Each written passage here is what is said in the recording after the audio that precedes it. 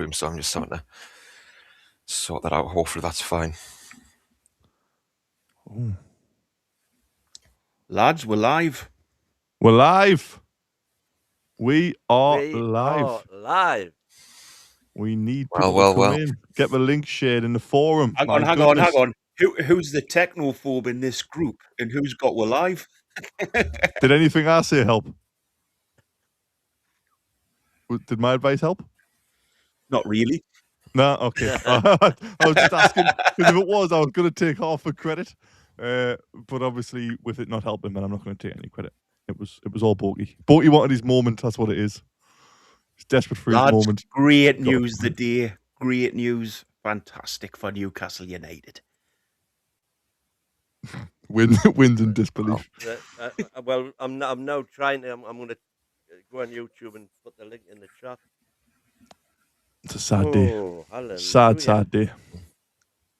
Tim, sad day or happy day?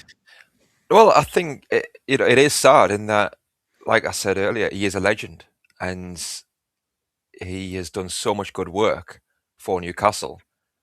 I know, like with yourself, Borky, you want maybe that more passion, if you like, more of a charismatic character, and I totally get that. I think we could have done with that at certain times last season, but generally speaking, I think he held himself with class, and I think that portrayed Newcastle in a good way. And I enjoyed knowing that we didn't have a manager who was going to go down the pantomime routes like others. You know, I would argue like the likes of Postecoglou at Spurs, picking fights with the media constantly, and just, it's just like it's a distraction.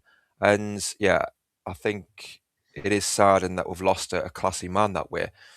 And like I say, he's done a great job overall. It's just frustrating that this decision hadn't been made, a few months ago, once the season had ended.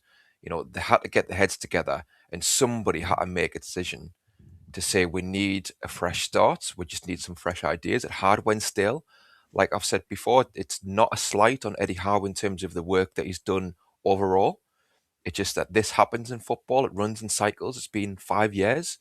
So somebody needed to plant the flag down and say, okay, new direction, fresh ideas. We're going to have an overhaul of the squad. And yeah, we're going to give the job to a new man who can try and do things in his way and maybe get more out of the likes of Altamada, and others who would sign, who obviously hadn't worked out. So, it's exciting in one sense in that I want to see what the new man's going to do, but there is trepidation in that the new man seems to be somebody who hasn't got a massive amount of experience, certainly not in England anyway. So we will see. Lads, can we make 1 point from the very start? I'm happy he's gone. I've obviously wanted him gone for a long time. However, he has been a fantastic manager for Newcastle. Let none of us forget that. He got with a cup, as Winnell sees, he's got with the 2 Champions Leagues. He's been a great, great guy as a manager. It's just, as Tim said, his time's run out. That's the big issue. But as I said, let's not just look on all the negatives. Let's look on the positives that he's done for, and he has been a fantastic Newcastle United manager, and he will go down as one of the legends of the club. But as I say, it feels like a fresh start for Newcastle now. It really feels fresh. I agree. We definitely will go down as one of the greats. I think that's no doubt in terms you look at his history at the club, obviously over half a decade. Yes, last season wasn't good enough. And if you are joining us, by the way, no one's actually hosting this as emergency. We're all just talking like mates down at the pub. But if you have joined us, obviously, where have you been? Eddie Howe has left the club. Loads of contrasting reports. We're going to talk about as many as possible. Some say Eddie Howe informed the club of this 2-3 weeks ago, and he would stay until a new manager was found. Some are saying it's after emergency talks in the last 24, 48 hours. We don't fully know the truth yet. There's multiple reports coming out, but we obviously have to cover. This is massive news for Newcastle. You think of the last 5 years and the stability in the 2 Champions League campaigns, like Borky said, the cup win, the calmness behind it all was Eddie Howe, and he was the guy who probably took over when nobody else wanted to. And I think, again, I know Wynn's kind of got stats based around Eddie and kind of a job he's done at the club. I'm personally very sad because I was still Eddie Howe in. I wanted it to come good. I wanted the fairy tale to work. But I also agree with what Tim's saying in terms of the the results back in the last season. It looked like something fresh was needed, and even me, I didn't want him to go, but in my head I was thinking might come at the end of the season missing. It'll be kind of a nice, not a nice way, because there's never a nice way, but the biggest thing I can say about Eddie Howe personally, and without going on a massive bloody speech and going through all the memories he's given us as a fan, because he has given us probably the best memories actually of the 27 years I can remember supporting the club. But the best thing I can say is not many managers in my 27 years have been able to remember and follow football. I'm obviously older than 27, that's why I'm saying that. Not many managers have come into a club and left it in a better place. And he genuinely has. I mean, it was hard not to leave it in a better place. I will obviously say that, but in terms of finally winning a cup, of 2 Champions League campaigns in the last 4 years, is just something I would never have dreamed of. So, an absolute legend for me personally. But Win, what are your thoughts on? Should we just Howe? cover the super chat there straight away from? Oh yeah, super Sean? chat. Is that his second one? Sorry, yeah. Jassel has. Oh no, that's the same one. He's been successful in his own right. He has, relatively. And Geordie, yeah, and Geordie Dan, 2 years of membership, mate. Well done, Legend. Thank you, Geordie. Shame it's come on such a sad day.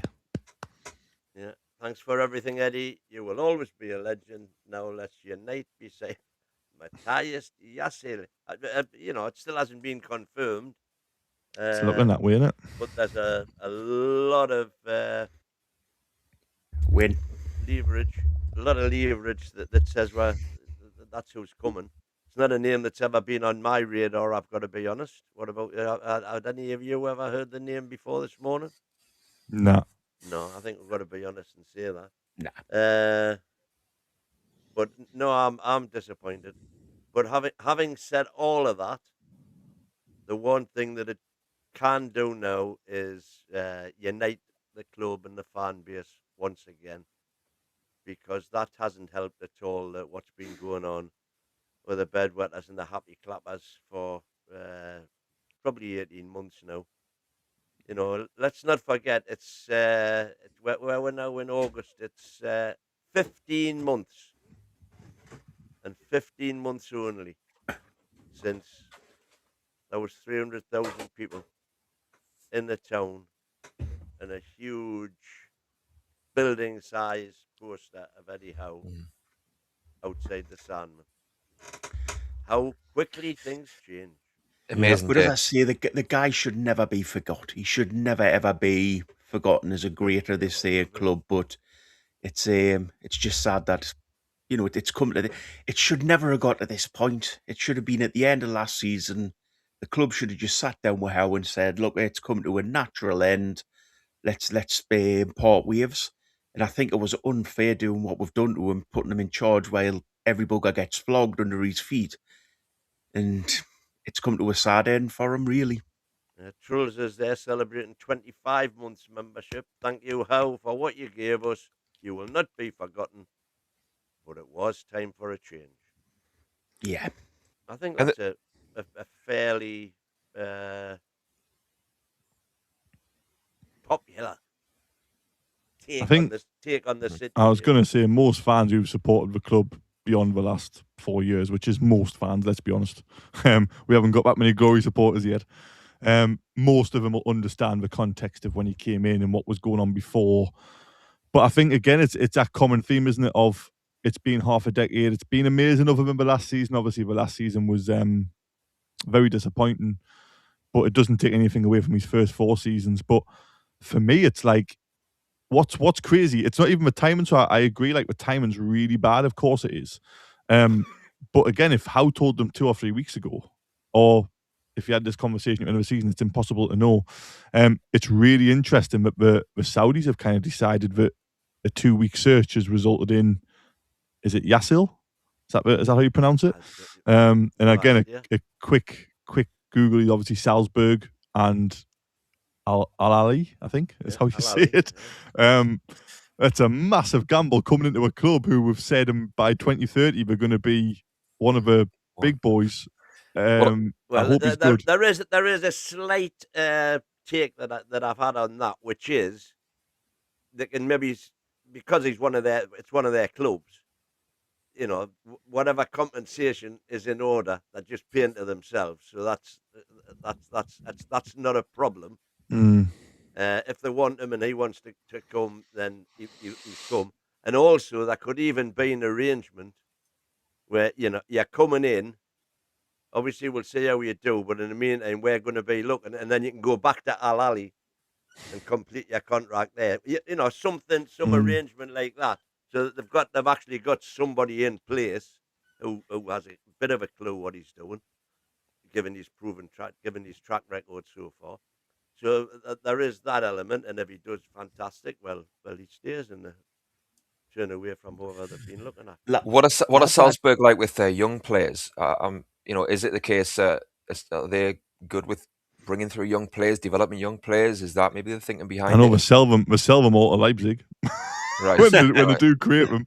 Yeah. So he'll be used to that. Young players in. Yeah, maybe that's the idea. Yeah, somebody who's Lads, the one thing I would say is that with Eddie Howe, I don't know if you noticed after the Gateshead game, I didn't see anything at the time, but he looked unshaven. And I thought to myself, you know what, Eddie Howe has always presented himself as like perfect, like, you know, like the manager who sort of leads by example. You know, he's always cleanly shaven. He's not like made like a tramp. He's sort of always. You said it. Yeah. He's always sort of perfectly presented. And after that game, I looked at him and I just thought, you don't want to be here anymore, mate. Well, he hasn't looked good. He obviously the stress has been horrendous on him. Yeah, and let's be honest, he's obviously stayed longer than he wanted to. So again, you've got to applaud his professionalism for that. Sums him up, though, doesn't it? He's always been that professional with Newcastle in terms I don't know what Jan Levens 6964 knows particularly, but what he's saying is Matthias Jasli, the man will transform the Newcastle project, has won many titles and trophies already. NUFC will transform under him. Tell us more, Jan. What's your background? Yeah, I hope he's right, but I absolutely hope he's right. It's surprising that I've never I'm sure heard of him before. I'm sure Postecoglou won lots of trophies in Japan and Australia, but in Scotland. But it's the Premier League, and it takes. That's the other thing we've got to consider. It takes time to adapt. So he's going to need time because it takes time to adapt to the Premier League. That's a really good point from Jody Danwin. Did anyone know Arsene Wenger before he came? Give him a chance. Listen, whoever comes in will get my absolute 100%. Back him no matter what. No ifs, buts, or maybes about that one. It'd be interesting to know what this Jassel's his character is like, because I've said before that if we replace Eddie Howe, I think for me it's best not to have a 180. Like you've seen in the past where you go from Souness to Robson and take away the whole ability as a manager. I just mean in terms of character. You go from a gentleman to somebody who's going to be cracking the whip, and it's jarring. I think there needs to be a smooth transition.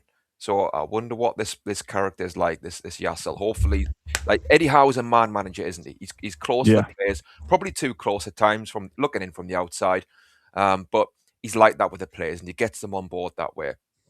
I don't want somebody coming in and just being this strict disciplinarian who's distant from the players, because that can be jarring for them, and it's having to adapt to that, and things can unravel. I think there needs to be that halfway house. So hopefully he's a good man manager and can continue the kind of good vibe that Eddie Howe had set up in the last 5 years. Mm-hmm. Again, for me, it's the most uncertain it's been since the takeover, because I know obviously we've had good and bad times. I mean, Christ, you can go back to the PSG game or beating Sheffield United 8-0 over 2 Champions Leagues, or you can go back to losing to Sunderland twice last season. But whichever way you go in terms of like the good or the bad, we always felt, to me, even with Gordon and Tonali leaving, that there was consistency because the owners knew kind of what type of person Howe was, and that he was a good coach who could get the best out of players like Willock, even though it was only for 1 or 2 seasons, and Byrne, obviously, he's transformed his career, etc. And there was always that kind of consistency behind my thinking of going off history. The 4 out of 5 years he's been here, it's been good. So I'm calm with these exits. Now with these exits, and the only guy who's been calm at the club really for the last however long and consistent, because obviously Staveley came in, she was amazing, she went, her husband went. We've had Ashworth and others come and go, and I'm now sitting here thinking, oh, I really hope, like, I'm desperate for this to go well. Obviously, I wanted Howe to stay. I'm not desperate for it to go well because I wanted Howe out. I'm massive. I was Eddie in. I'm not anymore because he's gone. But obviously, I was a massive fan of Eddie Howe, and I wanted that to work. But this needs to go well because it is a gamble, and like people have pointed out rightly so, Wenger was a gamble, and others are a gamble. But I think you've made a great point, Tim, in terms of a man management. If he comes in with these players and it's almost like a my way or the highway type approach, it could be a disaster in terms of players turning around and be like, you're not going to last. We'll make sure you go. And then we're in big trouble because we're constantly shuffling managers all the time. And I think you look at the two previous times this has happened at the club with Keegan walking. I'm not comparing them, by the way, before people kick off, even though I think there is an argument there. Keegan got replaced by a manager which was it just didn't work, and the team was just gone very quickly, even though he finished second twice. And then when Robson went, it was a complete downturn of club fortune. So the first thing to see is, come on, guys, it's took with bloody 2 hours to try to get ourselves live. The day give us some likes on this. Get with the 50 likes at least as quickly as possible. But the other thing was, it's about getting the right type of manager who complements the manager that came before. As you see it with Keegan and Dalglish, it was like going from fucking Mr. Positive to Mr. Absolute Dour, wasn't it? He was Petty Dalglish had all the, sort of attributes of a oily rag. And again with from Bobby Robson, who was just a guy who loved football. Gentleman. Yep, going to Graham Souness, who grabbing players by the throat. Yeah, was a tosser. I'll say it out loud. There's a way of doing a changeover, and I think we've got to be. Hopefully, this guy we've got in, the German, is complementary to Eddie Howe's style of management, if not style of football. Well, that's why I was saying about Areola, and I hate to hark back to that, but one final time I mention it. But to me, he seemed like a really good fit to succeed Eddie Howe, in that he comes across as a calm, considered, but passionate manager. And somebody said in the comments, a good point again, who'd heard of Areola before he went to Bournemouth, and now he's at one of the biggest clubs in the world. So it can work, but it is just a shame that we hadn't, for me, months when the season was ending last season and you could see the writing on the wall. I just think we should have reached out to him and said, look, we'll want you. Can you just sign with us and we'll do it at the end of the season? Yeah. Maybe Liverpool or other clubs had already been speaking to him and he'd waited, and obviously wouldn't have got him then. But yeah, he would have been perfect, and it's very frustrating that we missed out on that opportunity. But by the same token, like I say, maybe this new manager is cut from the same cloth, and that he's a hidden gem, and he'll come in and work his magic like Areola has, and others, like you say, Wenger in the past as well, where nobody had heard of them. Lads, I think what we should do is each pick out an Eddie Howe moment that, obviously the biggest one's going to be the cup final, but an Eddie Howe moment that sort of, made your heart race, or made you think, yeah, he's a good egg, this guy.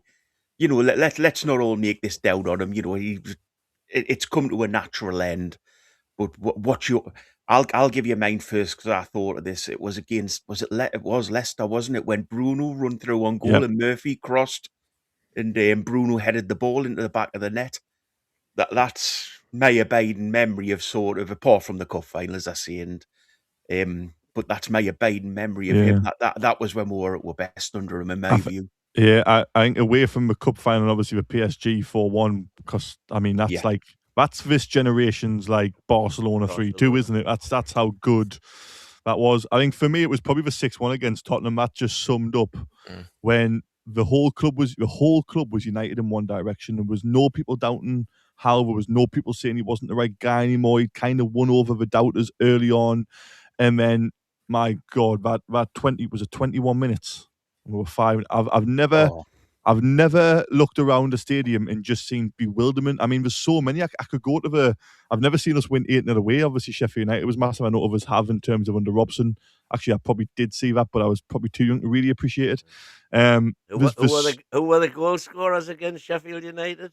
It was a different one each time, wasn't it? Gordon, Isaac, Shaw, Bruno. Fucking hell. Light Burn? becomes Burn brighter when Burn scored. probably scored. light Yeah, he did burns actually. Wilson, brighter when goals are going in. Miggy. Bet you were close there. But yeah, there's loads for me. And the other one as well, which I think doesn't get talked about enough as well as the 6-1, was we beat Man United. It was a 4-1 at home and absolutely pummeled them. And I think that was only about 2 years ago. And that was a year and a half ago. Weakened team as well. And it was just like, I remember looking around again thinking, like, this is Man United. Like, how the hell are we absolutely... And we weren't just like... It wasn't just like a 4-1 where it was quite close. Man United couldn't even get out of their own half. Like, we absolutely destroyed them. So there's so many for me. I mean, I got to see Newcastle beat Man City in the league again. That was nice because I think I haven't seen that for a long... Even when Keegan was manager of Manchester City, I remember Manchester City beating us when they first came up. So many, but probably if I was going to pick one away from a final in PSG, it's got to be the first 21 minutes and that 6-1. I've never experienced anything like it. It was insane. I think it's hard to disagree with any of those. Like, and the 6-1 completely, like you say, bewilderment. Easy for me to say. Was like was what it was. I wasn't at the ground. I was watching on TV, and like with family and that, and we were just like, this is unbelievable, and it was hard to digest, but like you say, it summed up the direction we were going in. I think away from the kind of match day as well, the parade just sticks in my mind as well. That's in town. That's a moment for me. Cherry on top. What a moment. Like it just felt different. It felt like, you know what, all this work is come home sort of to roost, and this is the product. And it's one thing celebrating on the day. I wasn't at Wembley, and I was in town amazing. That night. Yeah. But then that was amazing. But to see the players and to see everybody gathering like that, like it was just, you can't describe the feeling that day. Just walking at the town and the buzz, it was just unbelievable. And to see the bus come past, and it's just very briefly, obviously, but I was right at the front. See Eddie Howe, lifting that cup, and it just felt amazing. Like, and yeah, you can't really put a price on that. You can't really describe it as well. When you go to the games and you're watching the games, that is amazing. But that just felt like another level. It really did. Yeah. Because that's the abiding memory for me of Eddie Howe. Because as Borgie never fails to tell us, actually on match days, he's pretty much exactly, regardless of what's going on, he has the same calm demeanor. He's not animated. He's not theatrical the way a lot of managers are. That's his style. So there's nothing kind of, I mean, I can't even remember him particularly in the Spurs game, which was just again phenomenal. Yeah. But it was just, that's me, boys. Just calmly. That's just Joe Willock playing outside of a foot 30-yard pass. I coached him, Matt. He was crap before. Yeah, that's fine. The only time I remember him doing anything was a Chelsea game. Remember when we won a game away at Chelsea, and he run towards the fans and was pumping the air. Would be Chelsea 4-1 again. Was that at home or away? I think that was away.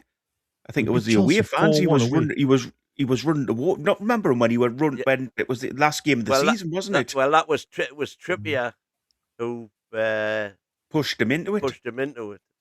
Yeah, I do remember. To be fair, the other thing which sticks with us, I know it's the final, but not necessarily a final. But the first time I ever saw Eddie Howe properly celebrate and remember it was at Wembley, because somebody gave him a cup, I think it was Bruno, and shoved him towards the fans, and he finally let go, and I was like, oh my God, he never celebrates. Like, he always is so calm. But that was nice to see as well. But I think, I don't know, he's give us pride again, and he I know the owners have a lot to do with it and spending money and stuff like that, and the takeover does. But I don't know, for a long time I was like, people say, I'm a Newcastle fan. God, here we go. Like, give us loads of stick. And then it became exciting to be a Newcastle fan. I was like, I'm a Newcastle fan. Oh, Isaac's class and all of them are class. And look at the way you did that. And you beat them 4-1 and them 8-0 and what. And I was like, oh, this is good. It's like nice to be a Newcastle fan again. And it felt like that for a long time, other than really, I mean, literally just the season gone. I think for me is when it turned was that season, which was a shame. What you hope is that Eddie Howe's built the foundations.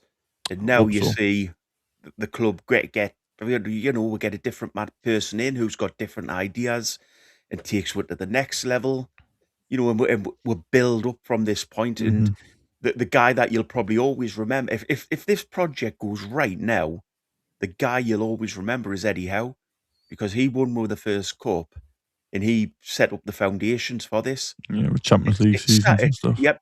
It's sad, but it was the right time for him to move on. I think after Bristol City last night, Might have been. didn't he? Yeah, but it is the right time for him to go. That's the worst performance I have ever seen from a team wearing black and white. And I mean that. I didn't see the game, but I think when you look back at the pre-season last season, and Gates we needed to win. Better. Yeah, like we needed to win some of these games. Obviously, now we know what the crack was behind the scenes. But I was thinking, you know what? You don't really normally look at the results in pre-season. You shouldn't. But this was going to be different. And if we hadn't won those pre-season games again, then that would have just brought up the pressure to a new level. And I said it at the end of last season. I think it was bordering on untenable in terms of if we started next season poorly with Eddie Howe. The pressure would have been too much, and again, momentum, it is massive in football, and to turn around that tanker of negative momentum spilling into next season, again, this is why the board should have used more foresight, and I think they've kind of let us down a little bit in that they should have planted their flag down and realised that we needed a change, because we did. Eddie Howe's realised it, so we clearly did need a change. He needed a fresh start and to move away. Needed a rest. Yeah. Jody down there saying, hopefully Eddie walked so that Jessler can run. Yeah. I think we're about to be invaded by an American. Finally, somebody who can get up in the morning. We're back, baby! We're back! Oh, we're so back! Oh my gosh, what's going on, guys? It is 6:27 in the morning. I learned about this news a half hour ago. And I feel a different man. I can't lie. I feel a different man. I'm so excited. See? Win! Yeah, come on, positivity going Mr. through my veins. Mr. World Football, Mr. World Football. What can you tell us about Matthias Jessler? I can tell you how to say his name correctly because I'm German. It's Matthias Jessler. How's it pronounced? That was easy for you to say. How is it? What's his actual name? Jessler. Jessler. Ja. Jessler. Und du kannst Deutsch sprechen, ja? Ja, with Nick Woltemade, ja. I'm so excited, guys. I'm actually so excited. What can you tell us about Matthias Jessler? The first and arguably one of the most important things, I think, for everybody here, considering who we are as a club, he plays entertaining football. I'm really, I like his different approaches in games at Red Bull Salzburg. I haven't seen too much of him at Al Ali. But whenever I watch them, they scoring goals for fun. The defensive structure is very solid. It's a bit risky. These all sound a bit cliched. Yeah, because he is not a super tactical manager, bro. It's very basic. He has attacking principles, sticks with them, but I think his in-game management is far better than an Eddie Howe. And the fact is, he's also worked with some very, very, very big players as well in Saudi, and he's also shown the development side at Red Bull Salzburg with younger players. So, can you think of any players off the top of your head who come to mind who he's developed? I don't think Oleg Begovic from Bosnia was there. I have to think of the past few years. So Minamino wasn't there. While you're thinking, we'll go into a few chats. Start chatting. Yeah. Lee Gunner really rates Geisler. Now, he does watch a lot of football. Only person I've ever heard mention him before, because he was talking about him replacing Arteta for Arsenal. Shout out my boy Lee. Shout out. The bloke from Allo Allo, who is now at Sunderland, was unknown, and he's doing all right, says Davey. John Mark is saying making Murphy captain and playing him at right back against Bristol City was probably the final straw. I think we all have to say the that. non-support Eddie received from both fans and board during the last 2 years is unbelievable, considering what he's achieved. I go along with that, absolutely. So the masses have got what they wanted, says Brian Penny, and some unknown German appears to be Pip's man of choice. So what are the Howe-outers making of that? We will let you know in a minute. Lion Point is saying, I don't know anything about Geisler aside from his success, but he comes from Red Bull pipeline. If he adopts a gegenpressing system like Jesse Marsh, then we're knackered. Jesse Marsh. The shambles behind Howe was the problem and continues to be. Where we go from here, I have got no idea, says Mike. So, Yes. I'm somehow the most positive person on the panel. This is extraordinary. This is extraordinary. Hang on. You missed Kev. This is a sad day. This is a sad day. The board have been a major problem. Also, we can't pin all of this on Howe. It's been all been run like a shit show. Be careful what you wish for. And Bruno was Howe's final straw. Lee McFarlane. So if talks have been going on for a week or so now, this new fella should be installed within a couple of days so he can join them at the training camp and get cracking. Well, we will see whether that happens or not. Brian Penny, Howe was arrogant. He only dealt with 5 or 6 people at NUFC. It's been toxic for a long time on and off the pitch and behind the scenes. Well, that completely goes against what I've heard from people who are in the club. Yeah. They are expecting him to be there in La Manga. The contracts are with the solicitor. I don't know how you know that, Gary Kilvington, but if that's the case, that's fine. Fantastic sunbed shop somewhere in Newcastle will be devastated. Their best Tyndall. looks like he's leaving. There's Davey bringing some levity to the situation. And this is the one that particularly perturbs me. The label has always been put on Howe that he can't attract players. The Eddie Howe name does not attract players. How will the Matthias Geisler name? Nice one, win. Geisler. Yeah. Yeah, you can't sprechen Deutsch. I'm not really worried about the attracting players bit yet. To be fair, I'm not really. I'm still in the dopamine mode. I'm still in the excitement mode. So the practical questions like that, I'm not really too worried about that because I've actually liked the recruitment that we've done this summer, and we've brought in players that will fit the way that Geisler to play. So I'm actually pretty excited about that in regards to attracting players of a certain stature. I think it goes up because he does have pedigree in the Saudi Pro League, and obviously a lot of big time players play there, so they would know about Geisler. And then in Austria and in Germany, he's very well known and respected. I think Geisler, honestly, if I were him, I would have tried to get. I wouldn't have been surprised if he got the Germany job instead, but I'll definitely take him at Newcastle for sure. I don't know what you guys think, but I think this gives Wilson now the massive amount of control of the club. He's got full control now, hasn't he? He's going to be the guy that can bring in the players he wants to bring in. He's not going to have. Howe was always in the background in regards to, it being a guy who had so much control over the club that you couldn't just ignore him. I think this new manager, to be fair, I think Wilson will just tell him who he's bringing in and he'll manage them. I don't know what you guys think, Tim and Kev. Well, Eddie Howe had final say, didn't he?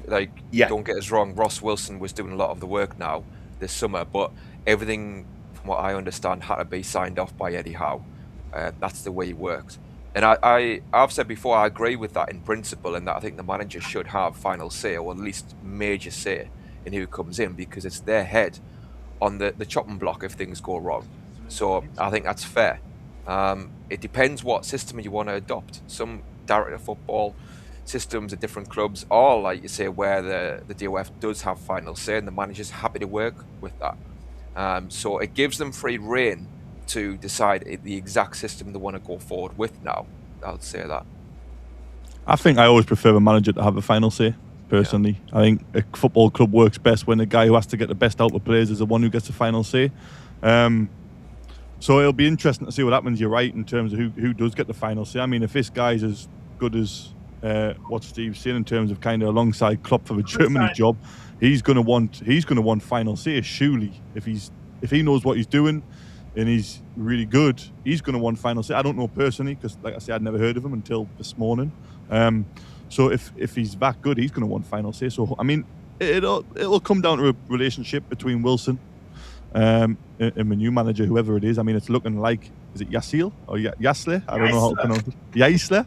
Yaisle. Trying to be careful now. We've got a guy who can speak German here, so Yaisle. It'll be interesting to see kind of what that relationship is like, and if it's built, and is he a long-term choice? But yeah, I don't know. For me personally, it's to be unknown. I don't know. I felt, this sounds awful, and I'm going to get slated again, but I felt safe under Howe in terms of, I knew he was kind of good in terms of what he achieved here wasn't normal. Like we've said before, he's going to go down as a legend of the club, no matter what. So yeah, it's tough. It's tough to know exactly what's going to happen. Bruno's interesting. Tell you what is tough, Kev. We've got 300 odd watchers and 60 odd likes. Come on, guys, get them likes whacked. Get up to 100 at least 100. Steve obviously came on really excited. Steve, is there anything kind of your final kind of words to kind of Howe or that era or this part of the club? Mate, I'm just glad that it's over for his legacy's sake, because I said what I said about Eddie Howe, and in regards to, I think he's needed to go for quite some time. I think ideally after the Carabao Cup win, after that, I feel like if we were a more ambitious club, maybe we could have seen that. Okay, you've gone on to win us this Carabao Cup. Maybe we'll give you this unqualified for the Champions League. So you're going to sack a manager who just won it. Yeah, with fourth. However, we saw what happened that summer, and he's not leaving on the ultimate high of his stock and his feeling with the fan base. I am so grateful for what he did. Look, we would be relegated, and we might be in League One right now if he didn't show up when he did, and when PAF did. Even though I have a bucket list of criticisms for what they did, so I'm extremely grateful for what Eddie Howe did. One of the best days of my life was the Carabao Cup win. Amazing victories, like routinely over Manchester United and Man City. And, Tottenham 6-1, PSG 4-1, 6-1, Sheffield United 8-0. Slapped.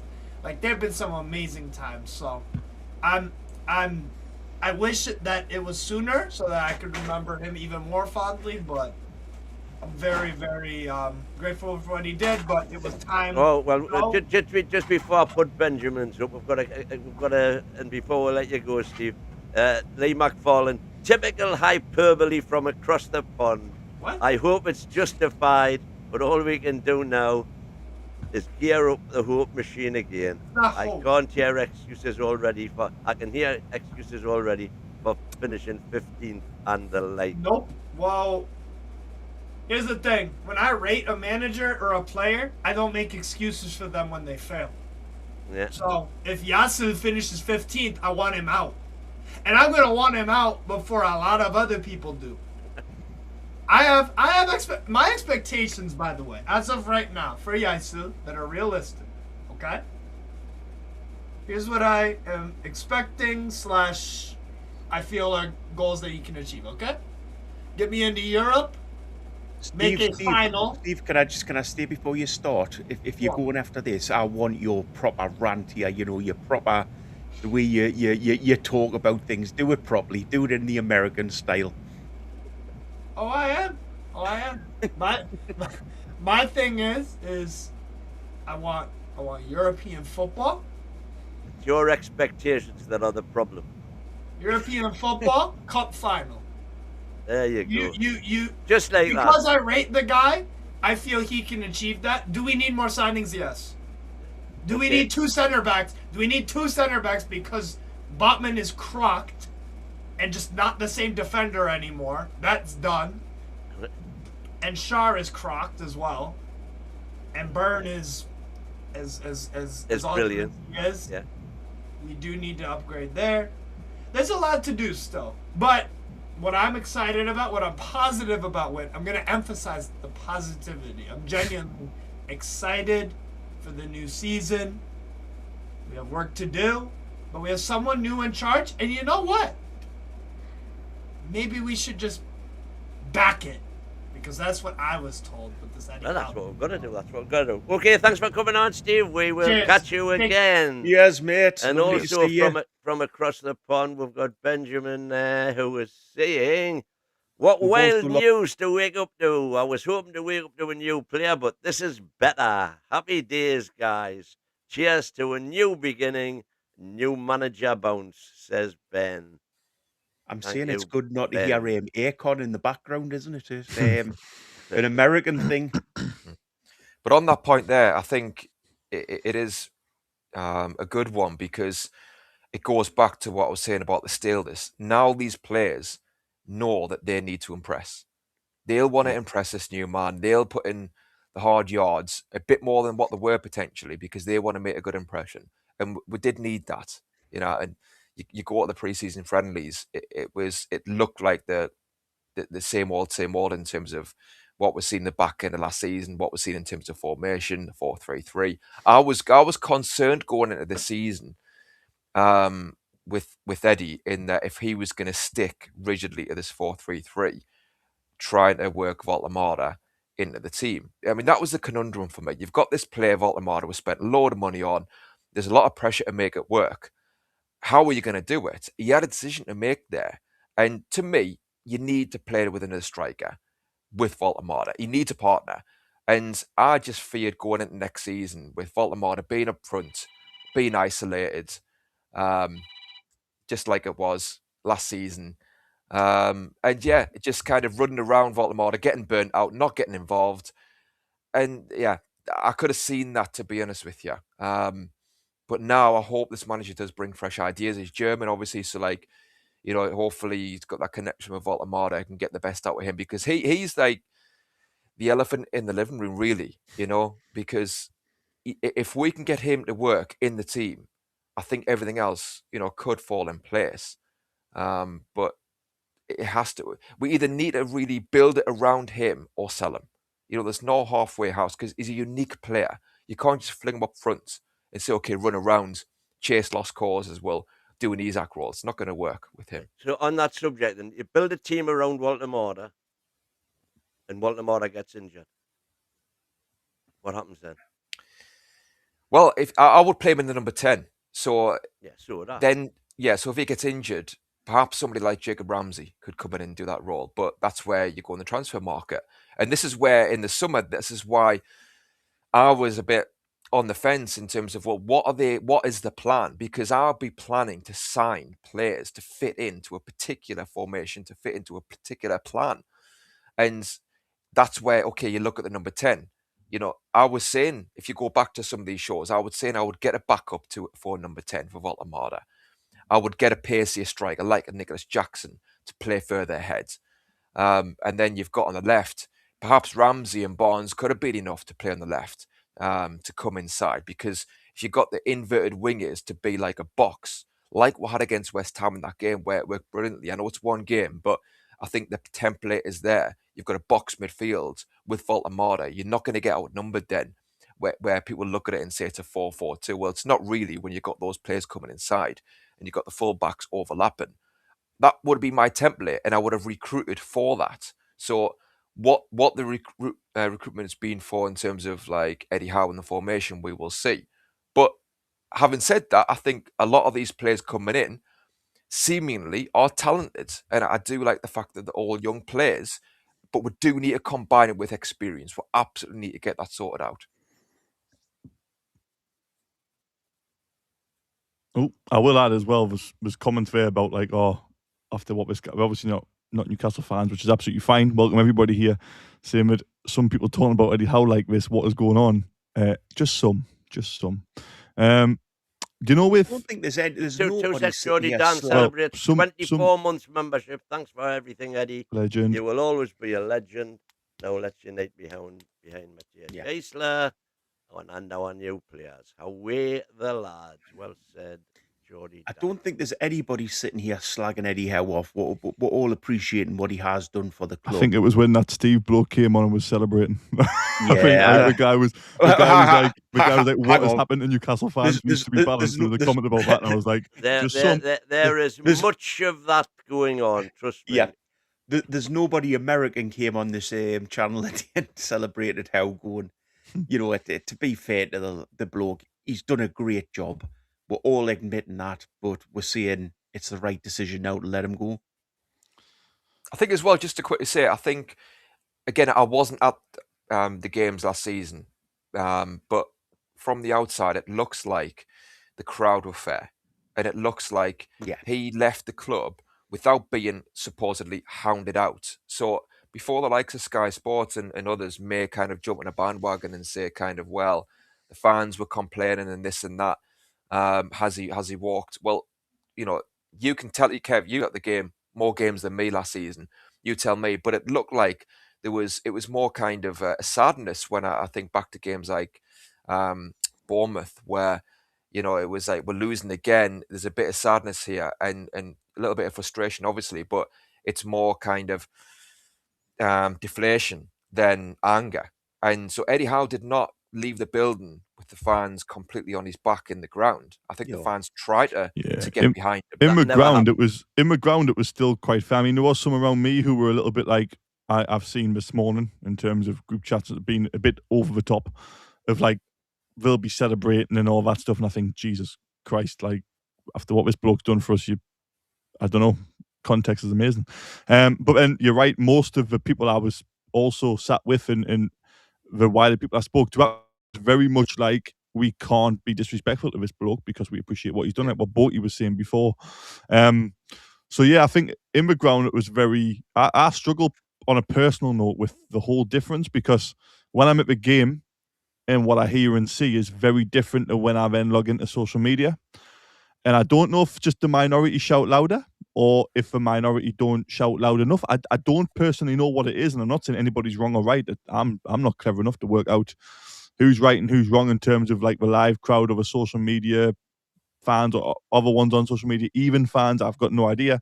I've always struggled. I probably struggle with it more today than I ever have, because I am sad he's gone, but also I am slightly excited at the same time because it's a new manager, it's a new era. So naturally, as a fan, I'm a little bit like, let's see what this brings. I think when that Steve guy was speaking about his expectations, I think he's probably a little bit too high, personally. And my expectations are that we'll get a new manager bounce. I think we will get a new manager. I think the players, like you said, Tim, I think they will want to impress a new manager and they will kind of go above and beyond again. But for me, that should be an expectation, whether it's a new manager or not. Like, human nature comes in, of course it does. Look, everybody gets comfortable in a job, sits there because the gaffer likes him and probably doesn't perform to the maximum. That happens in everyday life as humans. But you'd like to think footballers were kind of always given 100%. But we will see a new manager bounce, I think, which is good short term. I think the bit where I'm a little bit anxious is that long term. But I guess we could become a club, and I'm not saying this is a negative thing, by the way. We could become a club who, once that bounce is gone, we just get another good manager in and we keep doing that. That could be a way forward for the club. Like, I don't think that's a necessarily bad way. Look, Chelsea did it for years and were massively successful. Or are we going Yes, to try and be a yes. club who give a manager a long time? I don't know what the right answer is, to be honest. Here's a Lee quick McFarlane's question. making a good Here's a point quick there. question for you. Does Howe leave the club with better players than when Bruce left the club? Without a doubt. Yeah.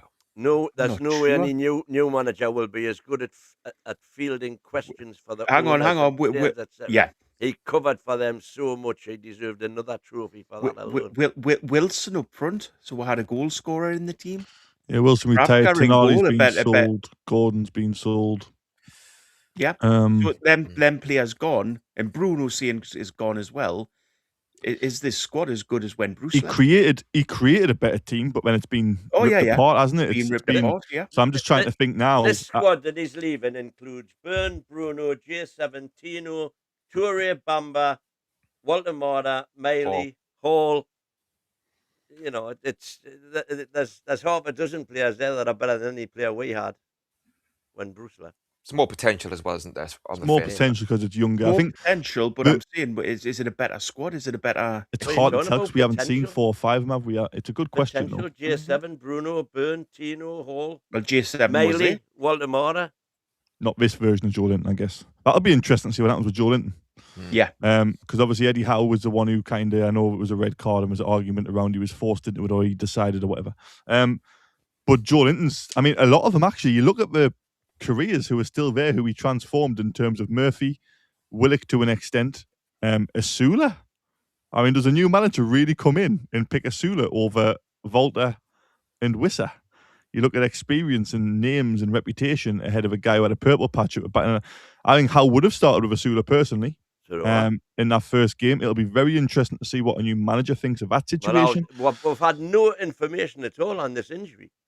Dan Byrne is an interesting one because, again, he was a Howe signing who, let's be honest, even when he signed, I'm not going to lie, I was like, what on earth are we signing Dan Byrne for? But he's turned out to be an absolute legend. You think that's what pissed Howe off as well, is the fact that there's been nobody else at the club coming out making any statements. It's just every question at this club is left up to that guy. Well, was left up to that guy to answer.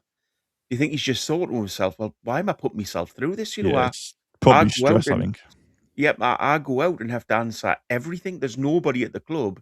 He had to back me up. Look at Isaac's situation. He got slated by the fans, but he couldn't come out and say, well, Isaac's not going to come back, just in case he did come back. So he got slated by the fans for the way he handled the Isaac thing, but he was left with no choice. No manager will come out and say, Isaac's not here because he doesn't want to be here. We have to sell him. We're not going to make as much money as we want from him. That's what's happening, fans. There's the truth. We might have to sell him for 70 million now. He had to kind of come out and be like, it's an injury. I don't really fully agree with this, but we hopefully get 120 million for him because if we start telling people he's on strike, so Eddie Howe couldn't win with Newcastle fans at the end. And I think, well, I'll say some. I will add some. He couldn't win with some fans at the end because it was a case of he had to do what was right for the club, and I feel like he probably always did in a press conference. Even when he was asked about Bruno, he was like, he's a wonderful guy, he's a great player, he's a better human being. Everyone wants to see him stay here, but it's not in my hands. And he's saying, like, he probably does know what's happening, but he can't come out and be the bearer of bad news because then he'll be the one attacked for the bad news, or he'll be attacked for not telling the truth when the bad news comes out from somebody else. So he probably was put under an incredible amount of pressure. But again, he probably expected that, well, the guy taking over in the transition period from going from let's be honest, Newcastle's history, mid-table Premier League club, probably. Just you look at the last 30, 40 years. So if you go from a guy who's trying to take a team from a mid-table Premier League club with a good fan base to European qualification in a transition where you're going from a normal Premier League club to trying to be an elite club, you are going to be the person who's kind of balancing 7, 8, 9 jobs at once. And I think it probably just piled up and he just thought, this is not good for me anymore. It's not good for my family. I'm not enjoying it. And I think if anyone's not enjoying something, we should stop doing it. So we have our very own Gary on holiday from the Lake District at the minute, saying Yeisler's words, he's obviously done a little bit of research here, Yeisler's words from January. I want stress on the opponent as soon as possible. And when we win the ball... Oh, where's it gone? Sorry, Gary. There we go. And when we win the ball, I want to go as quickly as possible towards the opponent's goal. Similar I to like what the Howe sound of was early on. Laudable words, but it's putting that into practice. It's the hard bit, isn't it?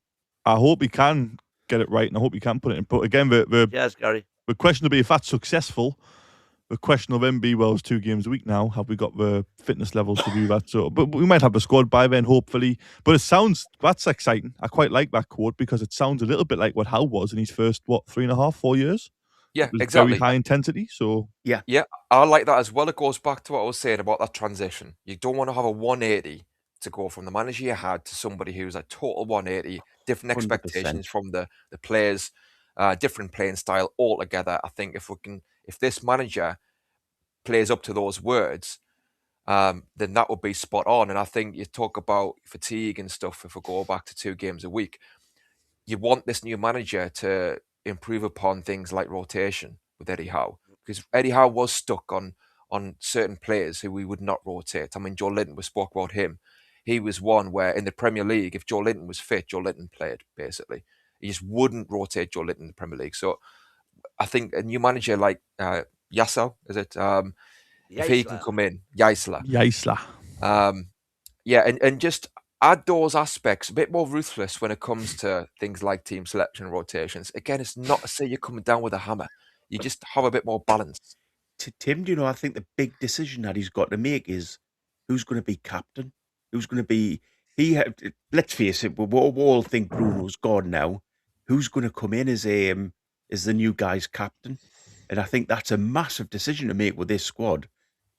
For me, I think at this point, maybe he's Hall.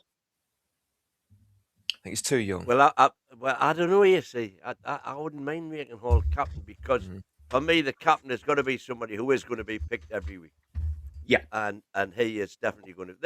By the way, we're assuming here that Bruno's gone, and that hasn't happened yet.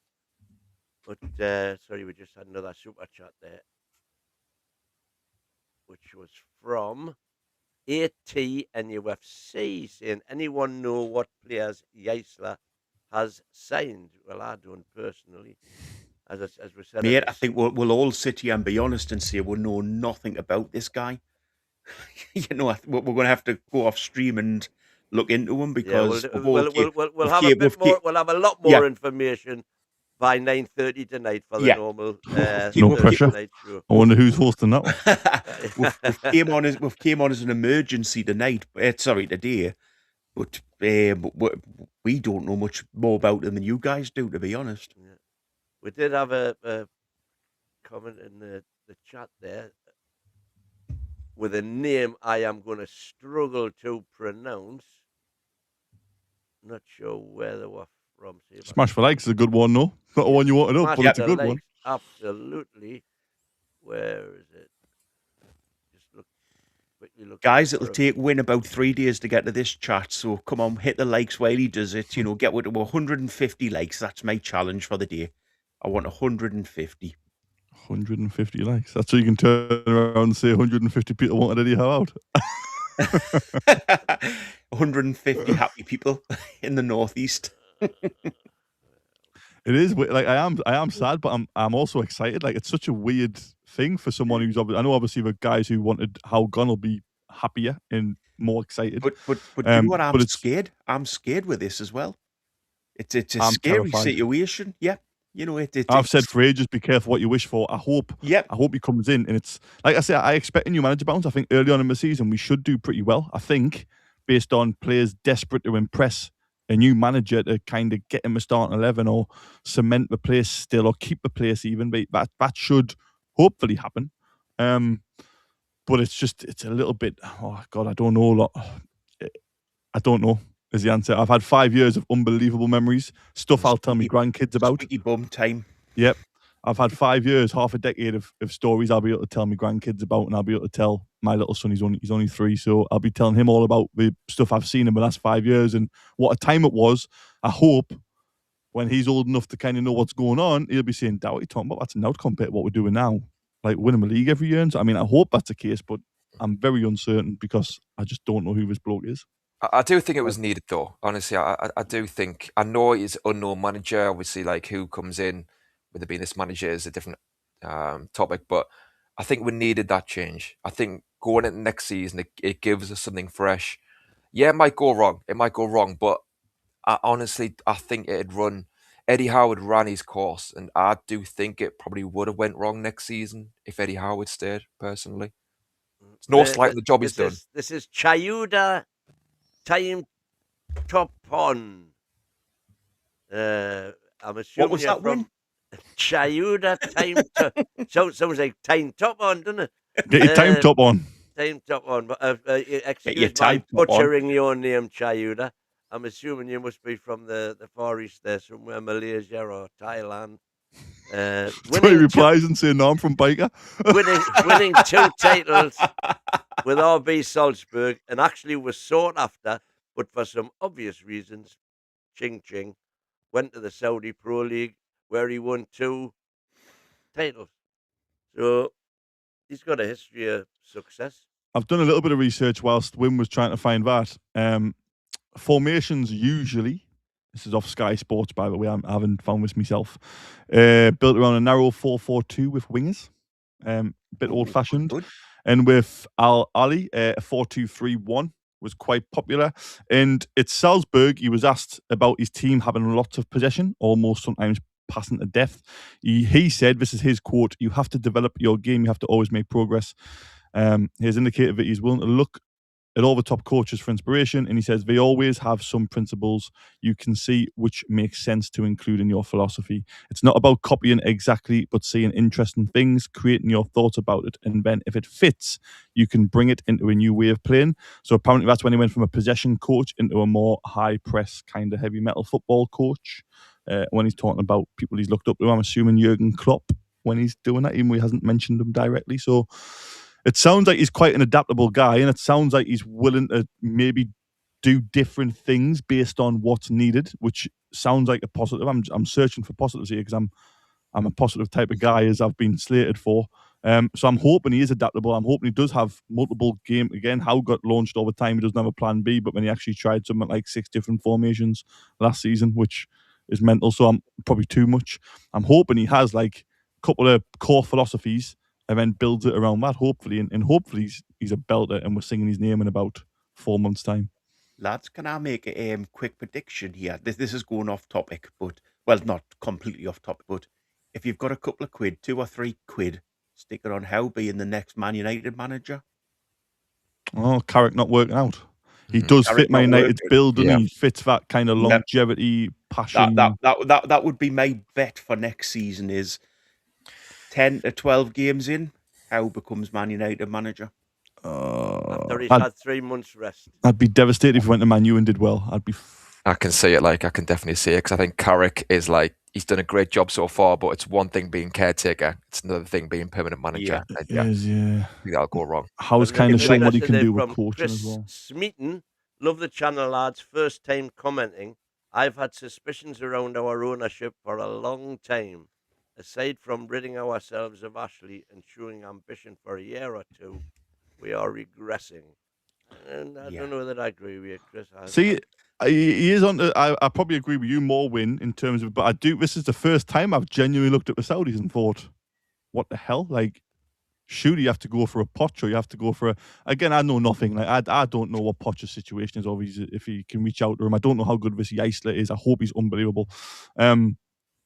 But it's the first time I've kind of thought, like, oh my God, let's hope the Saudis' intentions are what I think they are, because I think we are good. I think we are to build the club, and I think we are still interested. But I really hope it is now, because with how gone, anything could happen, couldn't it? But I'm trying to stay. I'm trying to convince myself this is a good thing. But you've just mentioned how at Man U and doing well. I'd be devastated if that happened.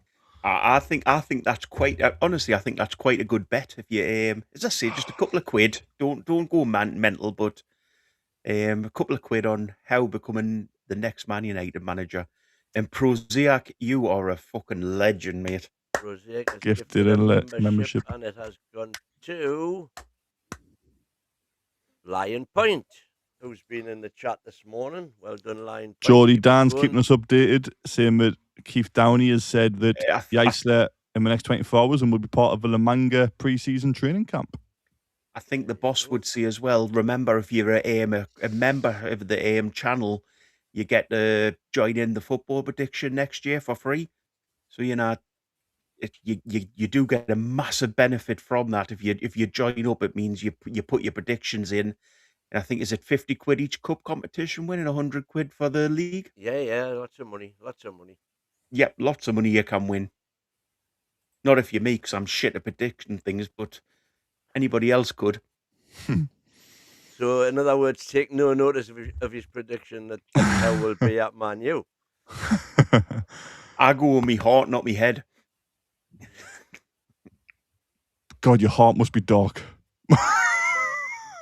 Oh, Win will say this. I go for the Newcastle win every week. Ah, That's my big right, problem. okay. Because it's what you want. Yep, it's what I want, not what I know is going to happen. Mm. But Oh, under man. this new German coach, we'll win every week, won't we? I think we might early on. That new manager. Well, don't forget, as I said on one of the shows when the fixtures were published, Newcastle have got the easiest start statistically of all the teams. For the first 10 games, we have got the easiest start based on who you're playing, whether it's home or away, and where those teams finished last season. Well, first two aren't easy, but I mean Spurs, yeah, they finished wherever, but they should have a good new a good manager start bounce. exactly to next season. I think there'll be a lot of positivity at Spurs, so playing them at their ground is a toughie. But obviously the rest maybe after that, yeah, could be easier. Oh, what a And legend! Chris just became a member. Heroic. Thank you, Chris. I think what is interesting is if we. What's nice in a way, I'm going to try and keep being positive because that's all I try and do all the time, even though I get hammered for it, is, do you know, even if we don't get a good start, we lose Liverpool and Tottenham, there'll be patience now with the fans. There'll be patience for the new guy, which is really nobody. And I never thought anybody would be horrible and disrespectful to Howe, to be honest. So, but I'm pretty confident what I'm about to say. No Newcastle fan after 2 games will go down a route of, he's not a right guy, get rid of him. Surely. That can't happen. So it'll be nice if there's patience there again, and I'll be able to go to a game. Which there wouldn't have been if Howe had been in charge. Yeah, if Howe was in charge and he lost the first 2, it would have been going to be such a no, I don't want to say positive, but such an atmosphere at the Liverpool game. I think win, lose or draw, people are going to come away from that. After the flag display for Keegan and whatever the club decide to do, they're going to name a stand after him, surely, or announce a statue or do something for him. So there'll be such positivity from that I think the new guy's got a couple of games, as you say, just to get himself settled in. He's got a bit of time. Fans will worry. Nice. I hope I hope he's really, in a way, I kind of want to see, I'm always open. I kind of want to see the opposite to Howe, not because I disliked Howe, but a lot of people called for more passion on the touchline, and a lot of people called for. I kind of hope that is the case, just so I can see with my own eyes what A, that looks like, and B, what I liked. And I always like calmness. I think I don't know what it is, because Roger Federer is my favourite sportsman of all time, and you could never tell if he was winning or losing. So I like that about Howe, that he was kind of unreadable. So I kind of want to see the opposite now of the new ownership, a manager who is what some fans have been calling for, so I can then make a judgment of, do I like that? Is that do I like that more than what I used to like? Or actually, I kind of agree, because I'm always open to kind of change my mind in terms of what I want from a manager. And right now, it's always calmness and composure and representing the club in a professional manner and not being like a fan. Because I think the fans can be every fan, not just Newcastle, by the way. Football fans can be over the top. So I kind of want a manager who is going to be a little bit over the top, and I can look at that and be like, because I loved Mourinho at Chelsea and I loved him at my club, I don't know.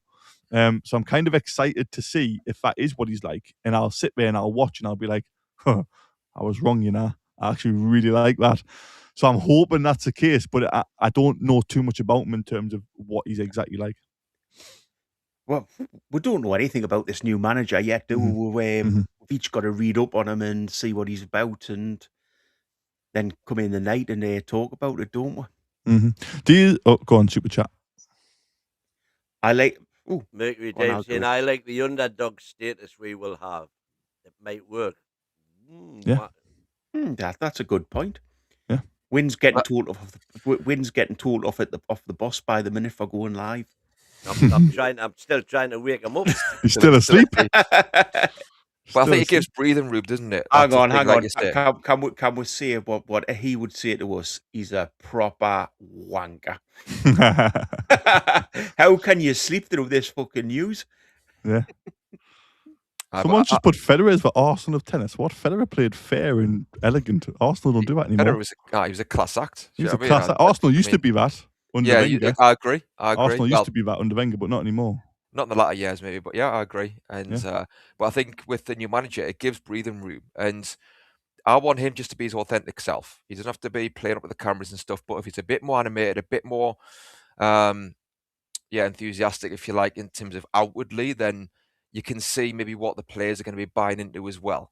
You know, and I think if he communicates well, you can get the fans on board and get the fans excited. That can be a big thing. So we'll see what he's like in his first few interviews, and if everyone's feeling it, it's like, you know what, it's a new era. We needed a fresh start. Let's do it. It might be turbulent. We've got a lot of young players, but now we need to push for more experience here and there. You know, positivity can come back quite easily. And lads, what happens next season when Cuff's we being shocked by the news happens- this morning, but I think in a few years' time we'll look back at Eddie and this Eddie team in the same way we 100%. look back at the entertainers and the Bobby Robson. Nah, we won't. I think we will. Thank you, Eddie. But I'm saying what happens next season when we win the Premier League and this new manager does the Klopp as a German. It runs towards the Kevin Keegan stand, you know, and they're all sliding on the knees and, you know, celebrating winning the Premier League. I Dream hope on, so. son. Christ. Dream on. If that's what it is, I'll be buzzing. Like every Newcastle fan would be, but it's for uncertain waters. And again, it feels different because let's be honest, there's Newcastle fans, right, who have followed the club for a long time. It's never been steady waters at Newcastle, ever. It's always been chaos. It's always been Crisis, carnage. crisis, I think our crisis. longest manager before Howe was Pardew or something, which is, I mean, let's be honest, there was a deal with Ashley there, but I didn't mind what Pardew did, to be fair. It was the best football under Ashley by an absolute tatey field. Tatey by a mile. I don't know if anyone knows what a tatey field is. Tatey Depends on field, where you yeah. are. I don't know where I came from. But yeah, Ireland? how we've good show. We're finally in uncertain waters again. And I'm not sure how to act is the honest answer, because obviously we're coming on here live as like an emergency kind of thing, and I'm kind of completely torn down the middle. I think what's really interesting now is the Bruno situation. Is it because Howe was told Bruno's leaving? And he was like, Howie, you cannot get rid of Tonali, Gordon and Bruno. You got to give us something. Like, if he goes, I might have to go. Like, I'm just being set up to fail type thing. You don't know if that's true. Of course you don't. But does this new guy coming in make Bruno look twice and think, I definitely want to go now, or I actually want to stay now? He's already gone, do you think? Yeah. Yeah. Bruno's gone. Jody Dan, 2030 is still on, fellas. We're going to win the lot. Yeah. Let's go for it, Jody Dan. Hope so. Positivity. Hope so. It'll be interesting to see kind of how much time this new guy gets as well. That's kind of because so like the expectation obviously will be interesting based on how we start the season. Because expectations change all the time, don't they? That was probably Howe's biggest downfall in the end, was he was a victim of his own early success, and it wasn't manageable. So if this guy comes in, hits the ground running, that's what we all want, and we are up in the top 6, top 5 at Christmas, expectations then start to change, and almost more scrutiny goes on that manager and that squad and that player. Because at the minute, he hasn't got a free hit. If he loses the first 6, there'll be major questions when you look at the 4 games after Tottenham and Liverpool. But if he's doing pretty well come January, that'll be really interesting to see the level of scrutiny and then where the patience is from there, because I guess some of us will get the answer in terms of, is the expectation around Howe, and he was never really fancied, or he was never the long-term manager, or he was not the big name people wanted, or is the expectation there because of the obviously PIF and the Saudis? But again, a big issue is a squad cost ratio. I don't know how that's going to hit us next season. So this guy's hands might be tied as well. Based on, I mean, it looks like we're about to sell Bruno and all the others, so hopefully he can get a couple of players of his own in. Anyone know any ex-players he's worked with? Let's have a quick look at whilst you were talking about. Well, they were talking in the chat early on about what's his face? Sesko, Newcastle went to Brentford, Peterborough, Brentford. Now he's came on in the World Cup. Dear me, man, senior moment. Centre forward. Nunes. No, English. Oh, English. Tony. Tony. Ivan Toney, yes. Ivan Toney, because he had him at Al Ali. Ah. So there was chat on early on in the chat about, he'll bring Ivan Toney. Yeah, Ivan Toney plays for him. I'm looking at the squad now. Geleno was a good player. I watched him at Porto quite a bit. He wears number 13, so it's definitely the same Geleno. I don't recognise many other players. Roger Ibanez. He was at Roma. I recognise that name, centre half. I recognise number 7 actually, Francisco Trincao. I'm sure he was at Trincao, or whatever you call him. He was at Porto as well, I'm sure, or Braga. I think he was at both. There is some decent players in his previous club. What's upsetting me the day more than anything? What? I set a one little task for the people in this group to And get it's still not happened. 50 likes, and it hasn't happened. Come on, guys. Yeah, we've got nearly 600 watching on all the streams. Yep, give her 150. And if you're not on YouTube, get on there and give her a like and subscribe. And, join as a member for all the benefits you get. Edouard Mendy, number 16 for Al Ali, goalkeeper. How old is he now, though? And again, goalkeepers play till 40, don't they? He's 34, like. He could be our new keeper. No, thank you. To be fair, do you think this guy, when he's been interviewed, he's obviously been interviewed for the job a week or so ago. Yeah. You think he's obviously came out and said, look, I'm going to go with the youth. The old players aren't my sort of thing. No. I just want to get the youth through the club. Because that's obviously what the club's going down now. We're in the realms of massive speculation here now. Yeah. Yeah. But that's what we're here for, Win. That's what we're here for. That's why we're going to get 150 likes if these buggers hit the like button. It takes you half a second to hit the like button, if that. Can't believe there's not more. Six more. If you haven't hit the like, hit the like. This new manager is not going to sign on without being bought into the policy of recruitment, is he? So I think he's going to be on board with young players. I would like to think that he's also going to be pushing for experience as well to go alongside them. I don't mean like sign 4 or 5 over the hill players, but you look at, again, hate to do it, but you look at Xhaka at Sunderland. Somebody like that to come in, like he did for them last season, just to be that guide for the young players and that leader. 1 or 2 players like him at the time for Sunderland and how it worked for them, I think would do wonders and would complement these young players. I think these young players, in terms of like being thrown in there, sink or swim in it. But I think if they've got more guiding players around them, more experienced heads, I think you could see it flourish. And this manager's, like I said, he's going to be on board to try and make it work. So I think it could be exciting. Honestly, I'm looking forward to seeing something new, seeing some new ideas, seeing a new, I say outlook, but not even like I say a total 180, but just something fresh to complement the good stuff that's already there and the good work that Eddie Howe has done. He apparently plays 4-2-3-1 recently, so that's interesting. Maybe he'll do that with us, and I do think it's something we need to adjust. I know Eddie Howe kind of has said that there's not much difference in terms of how he plays with 4-3-3, but I just think we need a bit of variation in how we go about our tactics and how we play. And if we play 4-2-3-1, get somebody in number 10. Eddie Howe doesn't want a number 10, didn't want one. Or a number 10. 6. Yeah, exactly. And I think those tweaks could do wonders potentially if we get more experienced heads in. RSL is saying Al Ali, he's talking about, he was a coach, not a manager, coach. And he was given the players and told to get on with it in Saudi. That would worry me. I think the manager's got to have a final say. But because bear in mind that all of those players, as he's saying there, would have went there just for the money, but he still moulded them into championship winning team. So, manager, coach, manager. I think that I think we can all agree that the modern, progressive, some would say, way forward is to have a director of football and a coach, as opposed to a manager. I think modern day football now is that the director of football chooses the players. The coach has a say, but the director of football chooses the players.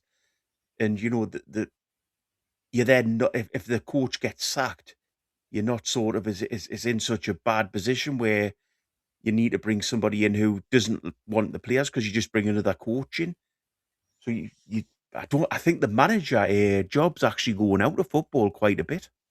Meals Beast there from Australia. I just saw the highlights reel of Yasler absolutely ripping into referees. It's going to be fun on the touchline at least. There you go. That's what I wanted. That's what I want to see. Let's go for it, lads. And then I can There we make go. a decision on which style I prefer. Yeah, There's it's a halfway amazing house. been in There's a touch. halfway Meals house. Beast, get in touch, man. I want passion, but Yeah. I don't want a circus. No, Newcastle's always a circus. Well, yeah. Our Thank whole you. club, our whole history is pretty much I mean, known. I mean, you Yes, don't sir. want your manager nutting somebody, do you? But you know, That would be a surprise. We've never seen that before. Oh, Tony T, however, man. Likes have to be earned. I wouldn't give a restaurant 5 stars before the main course. Whoa. oh come on, guys out there, you know we're only at 150 likes. I want 200. Yeah, we've busted 150. Thank you. Well done, everybody. Yeah, that's a good effort, to be Yeah. fair. We've listened. Yep. We've listened. Yeah, come on, we've got two. We need to get to 200. That's me new aim. I tell you what else will be. I'm kind of thinking about as well. Obviously, Howe's kind of coach and staff. Obviously, Tyndall will go with him. I'm assuming, expecting, not that it's official yet. It'll be interesting to see kind of what happens with the new. I've just been completely put off because my son says hi. Look, that's nice. My son's called Jovi. That's cute. Hi, son. So it'll be interesting to see kind of what happens with the coaching staff who come in, because are they going to come from the ownership? If that's the way it's going to work, we're talking about, you know, Wilson signs the players and, you know, the new manager is the one who just gets on with it. Is it the same with the staff, or is he allowed to pick his own staff? Something, again, we've got lots of research to do for the 9:30 show tonight, but I don't know. It's exciting but scary. I'm probably more scared of it a minute. Win, are you scared or excited? Right now, I am still coming to terms with my disappointment. Yeah, I'm good. But as I've Won't be, always man, said, you know, lads. there's no. I'm no- hoping it's no, good long term, but I'm exactly, just gutted for exactly. Howe Of of what he course, we're did. hoping for it, and we're right behind him all the way until he, you know, proves that adoration is not merited, which I don't think has ever happened with Eddie Howe for me. And that's the sad thing. I'm pleased that he's gone, although there's speculation in the chat there that obviously he hasn't left. He's been told if you don't leave, you're going to get sacked. You know, it's all complete and utter speculation. Yeah, we don't know yet. Nobody knows, and it will come out in the wash eventually, no doubt. But I go back to the start of the reign when I watched his interview on High Performance, and it just typified the man, everything he did, and it was absolutely brilliant. We went on just to have success after success after success. One bad season last season. The knives are out, isn't it typical? We have to with learn from Newcastle that. fans? But when we sat and watched last night, there was no improvement whatsoever. You got to be You know, careful with if- pre-season game, though. Yeah, pre-season. You do, game you do, with- but with you three can see, first but you teamers, yeah. can see a disaster coming. And look at last pre-season, we didn't win a single game. Again, Look last at this. pre-season reasons for it. Well, But look you at this. say Look at that- this summer. There hasn't been a lot of calm. When you look at it's not No, Howe's there's fault, been by the way, none. but there hasn't been a lot of calm over most summers when Eddie Howe's been there, as I've been there at footballers going. So again, it's going to be we need to learn. And this isn't anything about how in or how out. It's the club and the fans have to learn. Like you were saying there, when like if it doesn't go well, we cannot just divide again and go after him and try and get him out or have a happy clapper in bed at camp.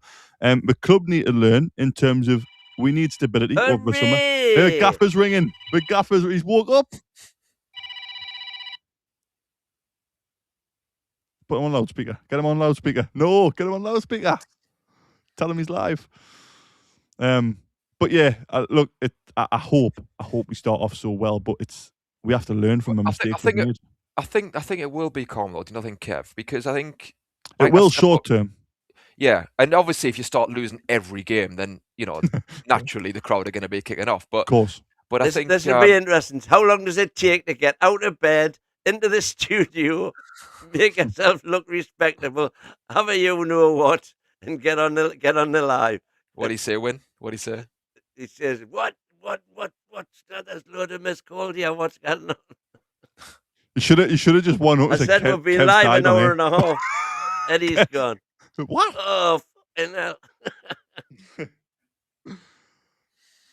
But I think like the manager will get time from the fans. I think because He will. the Eddie Howe. I go back to last season, even when we lost against Bournemouth, and that was the whatever it was, 10th loss in 8 games or whatever.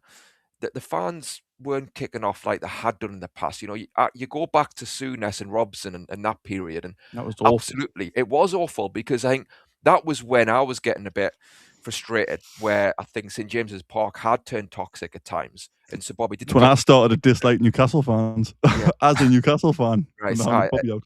it was toxic, and I think even Souness, right, like for all we say about Souness, I think that the fans were very quick in the ground to show their displeasure.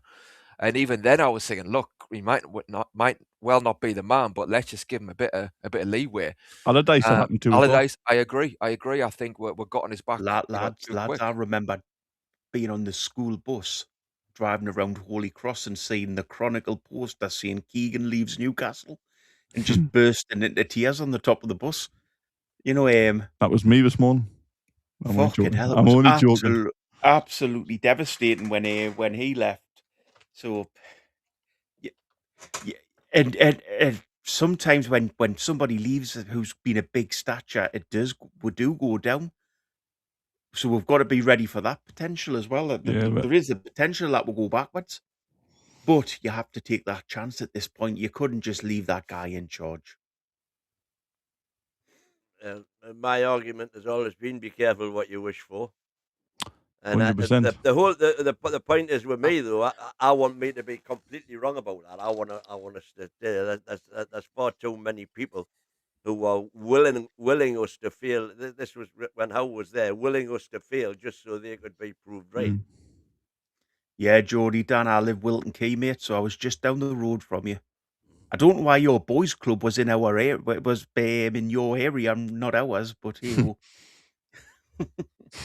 I do think there's middle ground, though. You say, well, careful what you wish for, but there is context. I think, like you say, maybe if there's fans who want Eddie Howe to fail because they want to be proved right, obviously that's wrong. That does exist. Yeah. But I think, that's the minority, I would like to think as well. So maybe you'll tell us otherwise, Kev. But I don't know. I mean, it seems, I like to think, I agree with you, Tim. I hope it is a minority, but I've really struggled since coming onto this podcast. Not just this podcast, it's not a shot at anybody, but probably since going into podcasting in general, that I kind of thought that Newcastle fans were balanced, and I realised that the majority probably are, but the minority are louder. And I've really struggled. I've struggled with that today, to be honest. I'll probably struggle with it in the future as well when I'm back on this new guy to the hilt. and he's not very good, but we'll see. I hope I'm wrong again, like Win said. Sorry, Tim, go on. No, I think you could be careful what you wish for and stuff, but I just think it was the right time for a change. It should have happened a few months ago, and yeah, everything was pointing towards it. And I think both Eddie Howe and the board should have really got their heads together and worked this out. Then they've worked it out now. Eddie Howe has worked this out now that he's burnt out. I'm speculating, obviously, but I think looking at him from the outside, it seems obvious to me that he is a bit burnt out, and he's probably came to that conclusion. And when you throw in the summer we've had in terms of losing a lot of players, that wouldn't have exactly fired him up to get his enthusiasm, in the right direction. Where he's got to work with a lot of young players without the experience yet. So he is kind of firefighting to an extent. But I think go back a few months ago, it came to its natural conclusion to me, and I'm a bit frustrated that both parties couldn't see what they've seen now, so we could plan better and go from there. But I think, again, he's done an amazing job. He's a legend. Like I've said a million times, the way he represented our club will not be forgotten. And I was proud when I would listen to him at times, and I would know he was our gaffer, and I'd put the TV on, and I'd see Arteta going on, I'd see Postecoglou going on like clowns. And I'd be like, I'm glad Eddie's our manager and not these, the way they go on. So I will never forget that. But I think when you say to be careful what you wish for, it certainly applies in football. But I think, it was the time for a fresh voice and a fresh outlook. Yeah. I mean, listen, I understand where you're coming from with that in terms of results not going the way. But don't forget, the statistic which is held against them is the fact that we lost so many games, dropped so many points from winning positions. We got into those winning positions by playing his football. But we lost 17 Premier League games last season. Yeah, we did. Come on. How do you justify that? Last season wasn't good enough, but you've got, again, I think a big part of I'll go with Super Chat first, actually. Yeah, Geordie Dan. Cheers, Geordie Dan. Eddie Howe getting a needed break and us a refresh. Yeah. Do you think this is a thing about modern football? Like, you can only probably last 4 to 5 seasons as a club. So, you had like Sir Ferguson, who was, what was it, 18, 19 years at Man United? Do you ever see something like that happening again? But it's natural. Like It if a 4 depends to on the 5 year, success. do you think a 4 to 5 year period is sort of the maximum that a manager can do nowadays? It is for most managers. If you are a special manager and you've got that in you, then you can go further than that, and that's why you need to have that something about you. And I think the 4 to 5 year cycle, I think that's just natural as human beings. You get at that point and you've heard the same voice, for those 4 or 5 years. You've heard the same sort of tactical outlook to the players for those years. This is why Ferguson was the best, because he refreshed his coaching staff at times. He was able to adapt to new eras. He was able to change the team to a new era, to a new outlook tactically. Not a 180, but different tweaks here and there. And he was special, just like Wenger, just like Pep. These managers don't come along often. And I think, obviously, other managers want to strive to be that and strive to last that long. And the opportunity is there potentially, and if they get the results, they can. I do think it's over-egged at times in football, where people say, patience is getting less with managers from owners and stuff like that. I think maybe in some, obviously, look at Nottingham Forest, but I think, this has been football for a long time. I'll go back to the 2000s. If a manager had a poor season, the pressure was on. There's nothing different about that. So it's a bigger pressure now, I think. There's more pressure with social media and more eyeballs on you. There absolutely is. And I think there's too much in terms of press conferences. For me, I don't see the need why you have a press conference before every single game. It didn't used to be the case. I don't think you need it. I think, clubs should just have it where it's every month or something like that, and obviously before big games and cup games. So there's definitely more pressure in that sense. But I think managers will get the time if they do the business, and if they're sure that they have a plan, basically, and they want to follow it through, and they've got that relationship with the board. I just think naturally, as human beings, like I say, you're going to come to a point after 4 or 5 years that if you haven't got that real something special inside you, like a Fergie, you're going to come to that natural cycle and natural end. And look who's here. The wanker is awake. Sleepyhead is finally awake. Sleeping Beauty is awoken. Christ. Okay, hell, man. Hey, man. Now, come on, Chris. It's great news. Well, be respectful, Chris. No, look, I'm sleeping, right? And I got to get up for work. And Betsy's, oh, shoot. And my wife is like... I even tried ringing Betsy. I know. Betsy's like, I got 2 phone calls from this number. I said, well, that's the UK. And I'm like, and I'm looking at my phone, and I got like 40 missed calls. And I said, fucking, I think Wayne just died or something. And I'm like, fucking, I said you'd think that. Well, if he fucking died, why is he calling me? Like, fucking... and so, wow. I mean, but that is that's a bombshell. What's happening. Chris, are proud of his managing to get live and changing the title of the AS stream? Yeah, I'm actually, and the fact that 364 people are watching, that's pretty. I figured you guys be live privately. We've been working hard, Chris. We've been working hard for you here. You tried to get on in the first place. You've been sleeping, having a rest, right? Yeah. We've been working hard here. I know, man. I mean, what can I say? I think Tim was spot on everything he said, putting you all in your place, by the way, for saying, be careful what you wish for. There is context, but, That was me that said that, by the way. But I think that there's a mix of emotions, really. For me getting this news, I feel sad for Eddie Howe because this should have happened a long time ago. It's a mix of emotions, but most importantly, once again, in my worry is about Newcastle United. Newcastle United right now is a shambles of a club.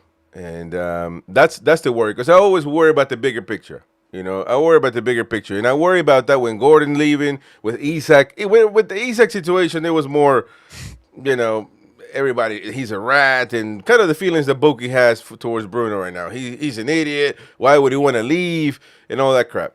But then you start thinking of the chain of events, and I felt really annoyed and frustrated when Tonali wanted to leave because he's a quality player.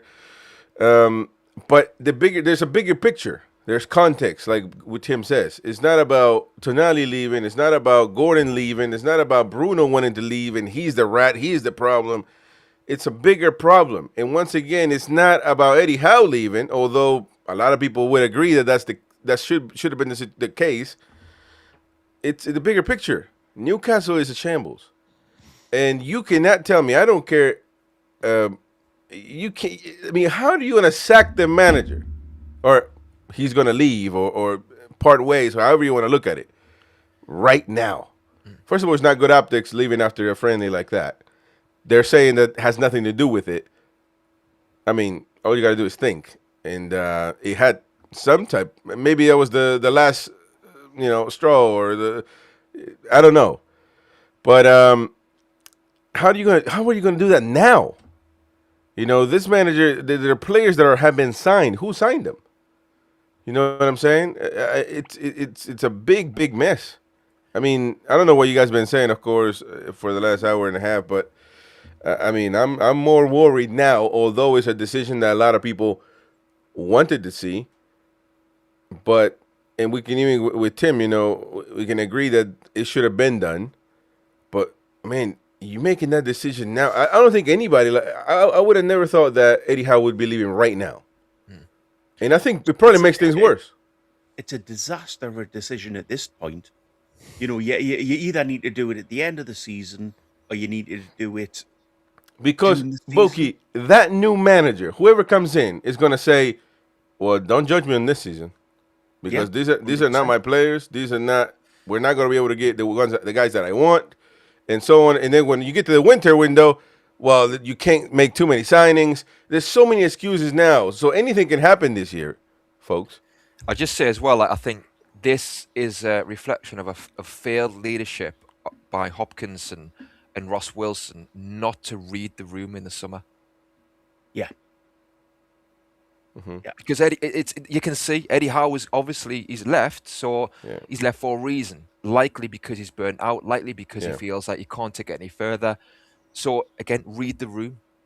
I think a lot of people could have seen that Eddie Howe is in the trenches. He's trying to firefight. He's trying to do his best, and he's given his all.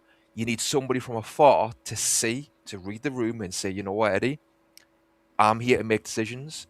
I need to put my flag down and say, I'm going to take it out of your hands. Eddie Howe he loves the club. I don't doubt that. And I think it's been an amazing journey. So Eddie Howe will be very reluctant to let go in that way. So you needed somebody like Ross Wilson to show that leadership.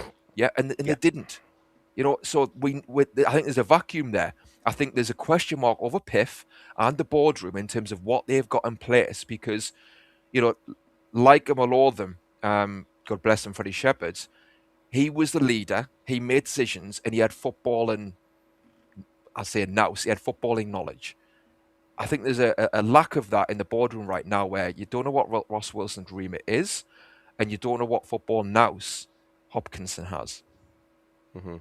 And Chris, not one of us came on this channel today and slagged off Eddie Howe in any way, apart from Kev, who hates him. The rest were there you go. Arguably the most respectful. There was some bloke called Steve Strasbourg or something now. I didn't know what was going on. He was celebrating, clapping. I was thinking, you're giving Newcastle fans an awful name here. Strasbourg Steve, is that? Yeah, he was. Yeah, he came on for celebrating. 10. But I'm saying nobody's came on here, well, apart from Strasbourg Steve, who listen, we've all been on really respectful of Howe. It's a respectful departure. Well, exactly. I don't think it's warranted to come for somebody to come in and start jumping up and down over. There are one over or two knockers, like Dude Maxing, for example. Woohoo! Another disgrace of a manager, my lad. God, you can't And possibly why think the that. hell did we ever give him a job here? Sorry, but the richest club ever, and we get Howe in. What's We're not that the richest about? club ever. The rules don't allow us to be.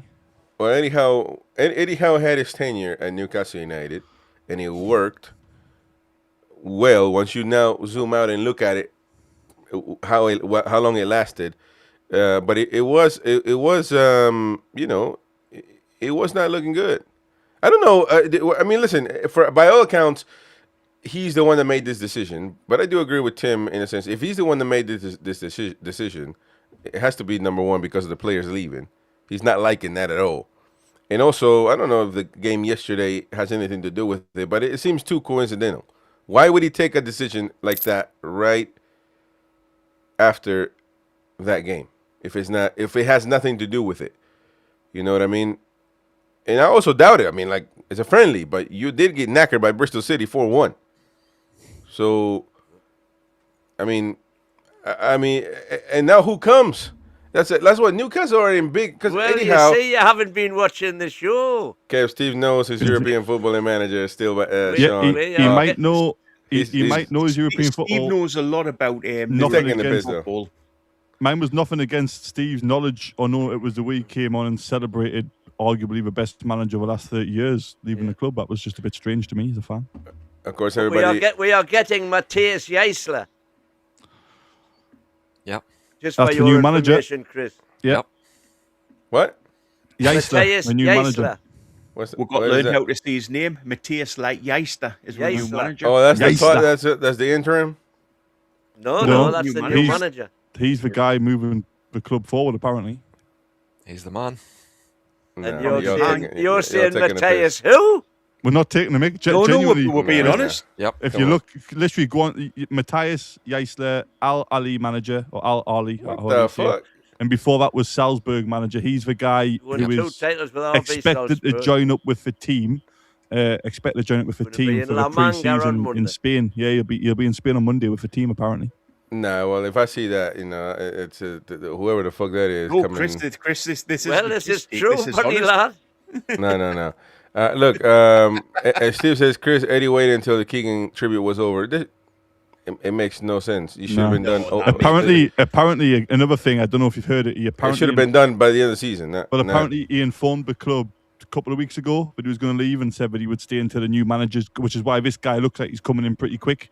Because Howard said, I'm going to go.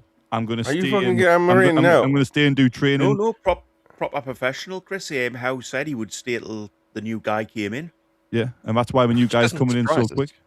Yeah. Man, get the fuck out of here, man. What is all? I and mean, who is this? anything. I just woke up, man. I'm looking Fair. looking at what's going on. Matthias Jaisler, move advanced, could be movement in the next 24 foot. Like, who the fuck is this guy, man? Exactly. Chris, just a bit more shock news from Jody Dan there. Wynn's pregnant as well. Oh, fucking hell. He's going to call I it. told you to stay away from the Nigerian fan account. Hang on. just The most look as though I important thing am. in the world. That T-shirt has to go. That T-shirt stays, buddy lad. Yeah, that's stage. Legend of the club. Yeah, well, look, Porky's the dad. who the hell is this? And why are we making that decision? I mean, apparently this has been That was class.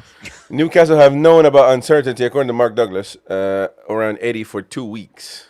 Howe originally was all in for this season, but when he returned after the close season break, but changed his mind a few weeks ago, sources stressing amicable and understand Howe's decision. Preference would have been the to writing call. was on the wall because what's his name? Tyndall put all his businesses up for sale. I knew what was happening. Is that right? Yeah. Well, we'll mention that on the show. I mentioned that. I mentioned that on the show. I said about a week or a week and a half ago. Wait, when you knew he's selling his pub? Yeah. Oh, then you know he's gone, man. Then you should have said something, man. Fucking hell. This kid, he's from West Germany. Is that the good Germany or the bad Germany? Which one's the? There's only one Germany now, Chris. No, I know, but you know that's. But I mean, talk about. Come on, man. Berlin Wall came down in 1991. No, well, we know that, fool. I'm talking about back in the day. Which one was that? He was born in West Germany, though, back in '88, before everything was sorted. But look, Hoffenheim, like, what are we doing? What are we doing, man? And it's a shambles. Well, you went to Austria, RB Salzburg, and you won 2 league titles at Salzburg, and then you went to Al Ahly, obviously for the money. Are you fucking kidding me right now? And you back in this? Wait, and you back in this crap? There you go. Thank you, Sean, for getting the joke, man. West guy was a good German. Of course, I'm backing it. Are you serious right now? Because he's the new manager. Well, back whoever they choose. Well, no wonder. That's why we were in the shambles that we are. You're just backing stuff for the sake of it. Who'd heard of the Brighton manager when they hired him? I mean, who'd heard of Arsene Wenger when they hired him? Who'd heard of the? Come on, what are we doing here, man? There's a trillion managers nobody knows about right now that got hired just like this twat, and you want to name out Wenger and whoever else? Come on, man. Like Newcastle United should have a little more standards than this crap, man. I agree. Like I was saying, Poch. You know, like obviously, you know, I wanted Iriola for a long time. Yeah, I'm with you now. I it wasn't at the time, but fucking hell. I mean, it was there to be done. I mean, to me, it was so obvious, and I think, like, in terms of a fit in the club, I'm not going to harp on anymore about it, but that was frustrating. I think Cesc Fabregas, I really like the way he talks. Obviously, a legend of a player. Did amazing with Como, so I think he would be somebody I'd be looking at. If not, he won't leave Como, will he? I know that it's not a guarantee. Obviously, he'd come. Poch, I think, you know, he's a bit of a weird one in that, you know, I think he was more of at his best a few years ago at Spurs, and how is he doing now? But I think he's a good manager, and I think I would look to get him in from the US if he'd leave. So yes, there's other managers out there that'd be my preference, but a play devil's advocate, you know, like I said, you look at the Brighton manager, Hurtler. Nobody had heard of him, and he's came in, he's adapted to the Premier League, he's done well. They do play some brilliant stuff. I mean, I'm not a massive fan of tiki-taka when it's for the sake of it, but Brighton control games very well. You look at Iriola at Bournemouth. You know, nobody had heard of him when he came in. Nobody would have had faith. He's now one of the biggest clubs in the world. He did an absolutely amazing job. So if they've done the research and he's got talent and he's got the right outlook, it could potentially work. Again, I've got other preferences, but you don't have to have a massive name to work. Well, I am 100% against that opinion. I think you need a massive name to make this work, simply because you gotta at least try to get some shortcuts, man. This guy, nobody knows who this guy. Leo Shahar doesn't even know this guy. Like, you know, he was like, who the fuck is this guy? He's old as me. I'm leaving. So, like, come on, man. You got to bring somebody. Like, fuck, I just want to, like, seriously, man. It's too early for me to get upset, man. But, like, guys, we've got the boss out of bed. Come on, get with the 200 likes. Nah, it's 200 likes with a gaffer out of bed. 200. Another 5 likes. That's all we need. Yep, come on. Do it, lads. Half a second. Gaffer's out of bed early. Get my likes in. Remember, I'm seething because, like, what's going on? Like, it's gamble after gamble after gamble. Look, I look him up, Matthias Geisler, and there's a picture of Bin Laden there. So I don't know what the hell is it. No, I'm like, I don't understand what's going on here, man. Again, you know, like, come on, man. Nobody recognizes this guy. He has 0 pull. Eddie Howe, like, last season, when I said, when some people say, get rid of him, bring this guy in, I said, no. If he's not better than Eddie Howe, or he has more pull than Eddie Howe, then don't get rid of Eddie Howe. We talked about that even when the Iraola Eddie in? When the Iraola said to, because honestly, I've been voicing this opinion the whole time.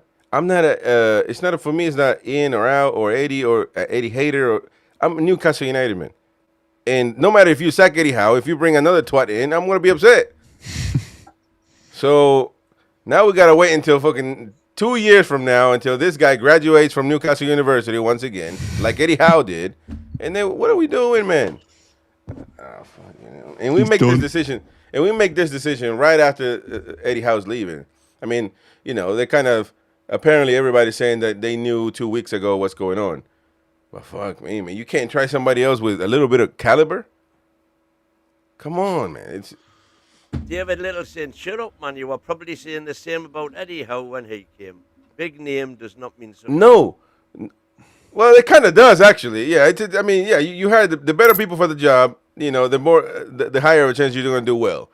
And Eddie Howe is different because we were knackered, man. We're supposed to upgrade. Adrian Pickett, £10 super chat. Thank you, Adrian. Thank you, Eddie, for stepping into the breach in our hour of need and breaking the cup drought. Oh, sorry, I've lost it. 2 seconds. Breaking the cup hoodoo, I think it said. Breaking the cup hoodoo, yes. Change always comes with risk, but so does stagnation. Very balanced. Very I like it. sage. Yeah, thank you, Adrian. I think Eisler looks, to me, I don't know nothing about him, obviously. He looks very inexperienced as a manager. I think his first job was a club I've never heard of in 2021, FC Leifring. I'm assuming Austria. And then Salzburg for 2 years, and then Al Ahly for the last 2 years.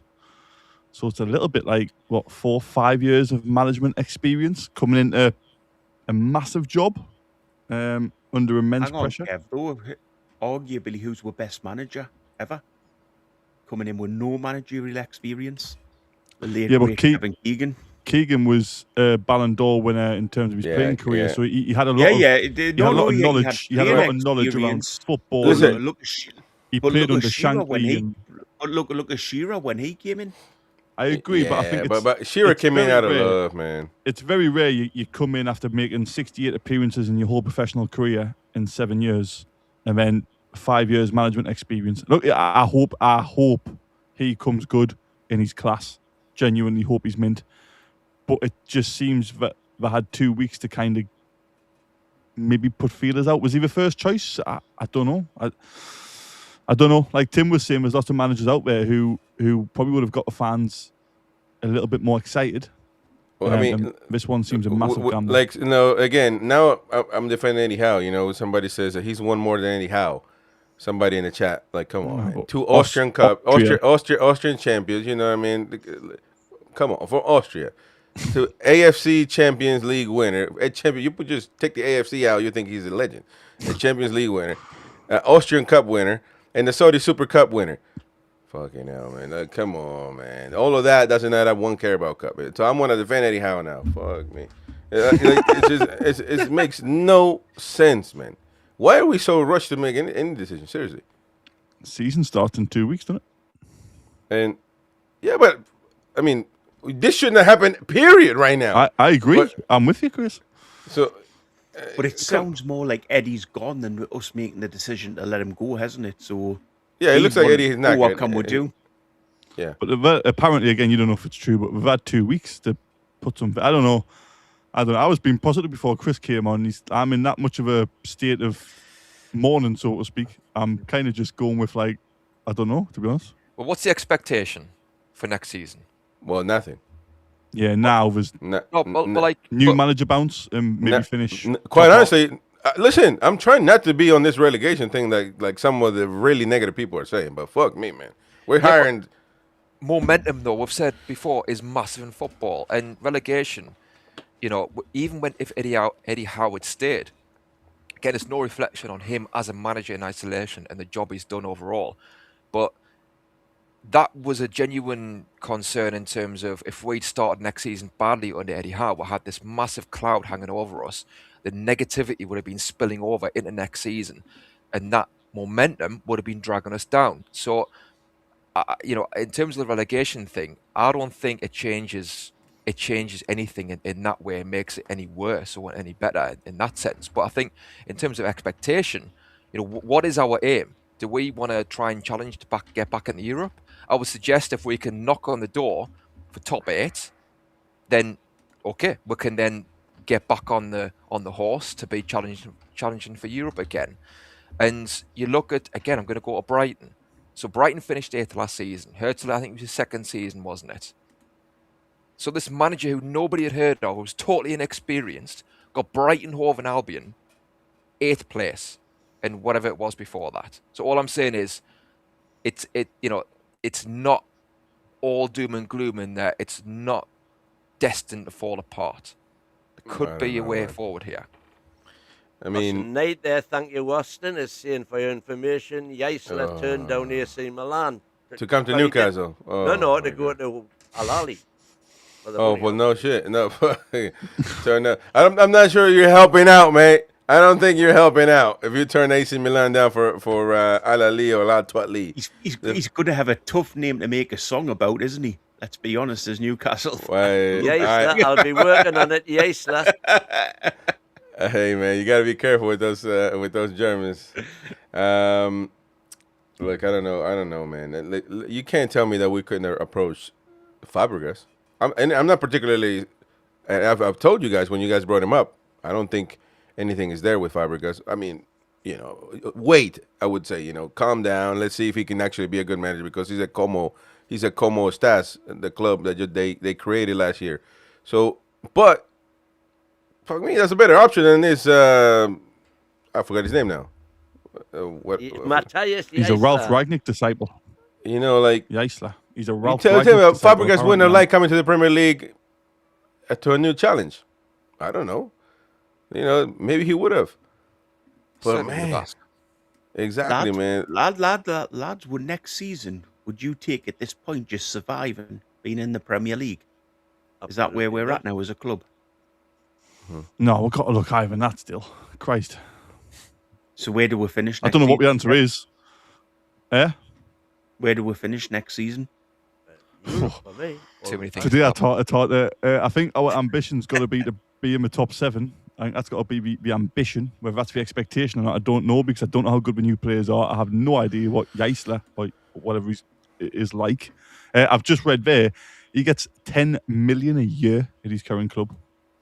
So AC Milan went with Amarim apparently because he wanted less money. So Amarim got the job ahead of Yisla, not through ability, but through money apparently, when I was researching. But he's a disciple of Ralph Ragnick, whether you think Ralph Ragnick's anything special or not. Jürgen Pressing. Yeah. Well, one thing... 4-4-2 narrow, 4-2-3-1 are popular formations. So that might make some Newcastle fans a little bit happier. But look, to go by my expectation this year is just be decent, go for the top half. But go for the top half. Win the derbies as well. And you're going to tell me that people were wrong, that they were negative, and all of this. People were right, man. We are a shambles of a club. And, fuck me, man. I don't know. Under how my expectation would have been a challenge for Europe. Absolutely. Because of the consistency of knowing them. But obviously, we're in uncharted waters now. So why did Eddie Howe make this decision? By the way, he's a martyr of the Toon win, but, just one minor thing.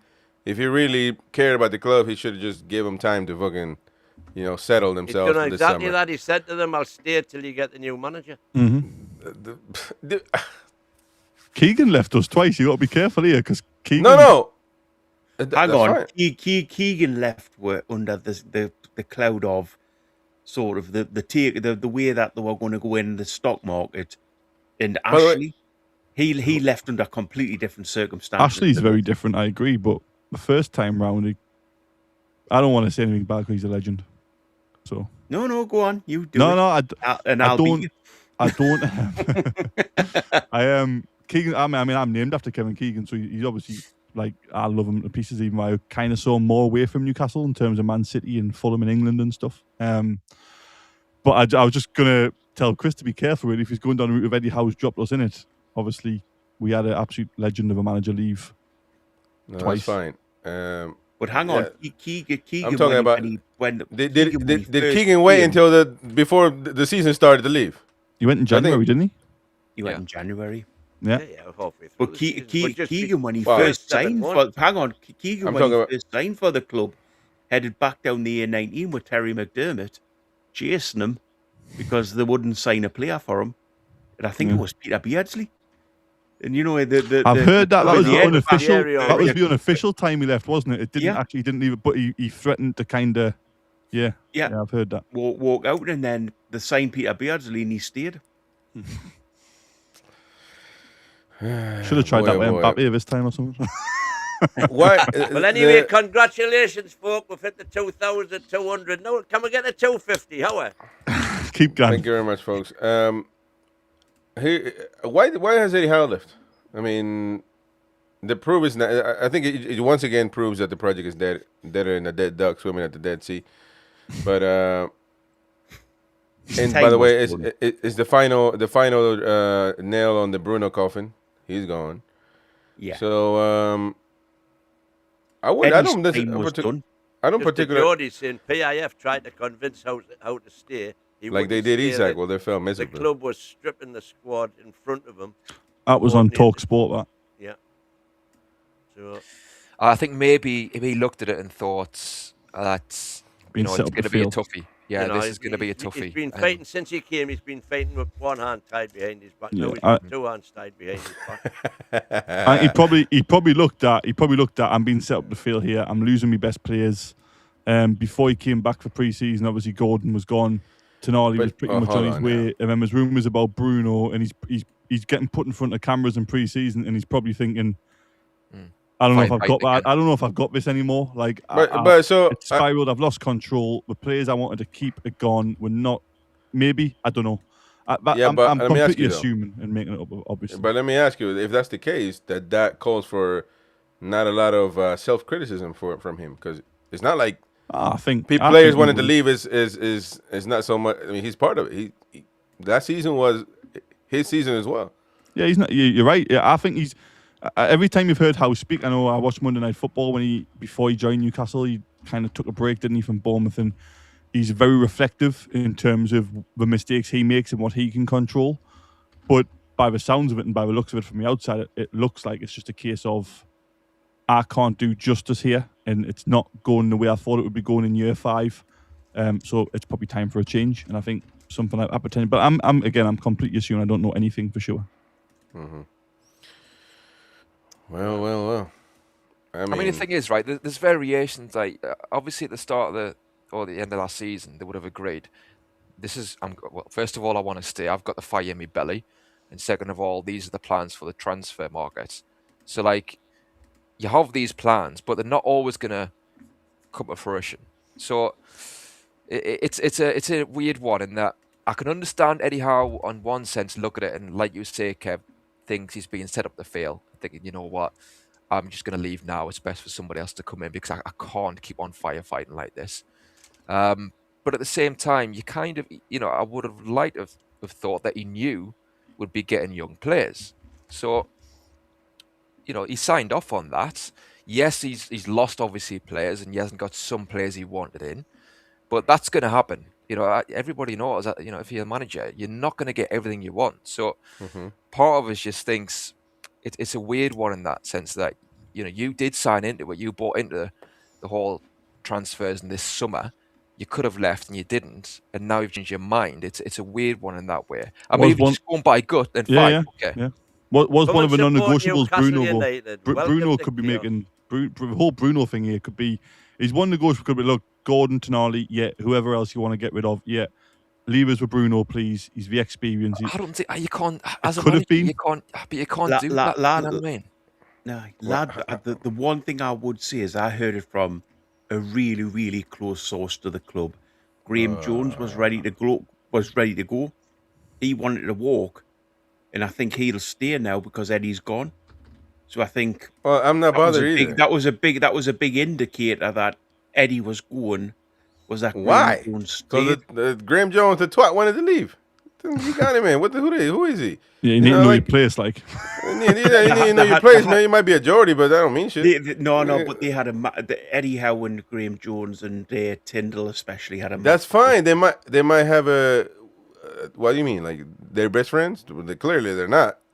No, they had a massive bust up. They're not friends at all. But then that means you got to sack Graham Jones if the manager is, he's got to go. Well, that's exactly what I'm saying. Graham Jones has stayed, and Eddie Howe's. I don't think it has anything to do with Graham Jones, though. Hang on, after this manager change, Graham Jones will still be at the club. Well, I question that too. Why? Why is he got to be at the club? Because he's been there for 1,000 years. Because Doing he's the Pat Rice. He's the Pat Rice like at Arsenal. He's the guy that stays there throughout the transition periods. Says who? Who made this rule in English? Is there a British rule that you can't change or something? You got to have Andrew Spence is very optimistic. He says Yesler is the future of football. Oh, fuck. Do some research. Do some research on him, and you'll see what I mean. Funny because it's in my head, and Chris just says it. I'm a bit like, oh, is he?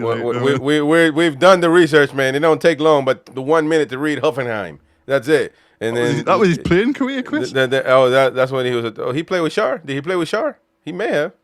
Good question. He might have played with Shar. He played there for 1,000 years. And then you got Liefering and Red Bull Salzburg, and then Al Ali. That's it. Boom.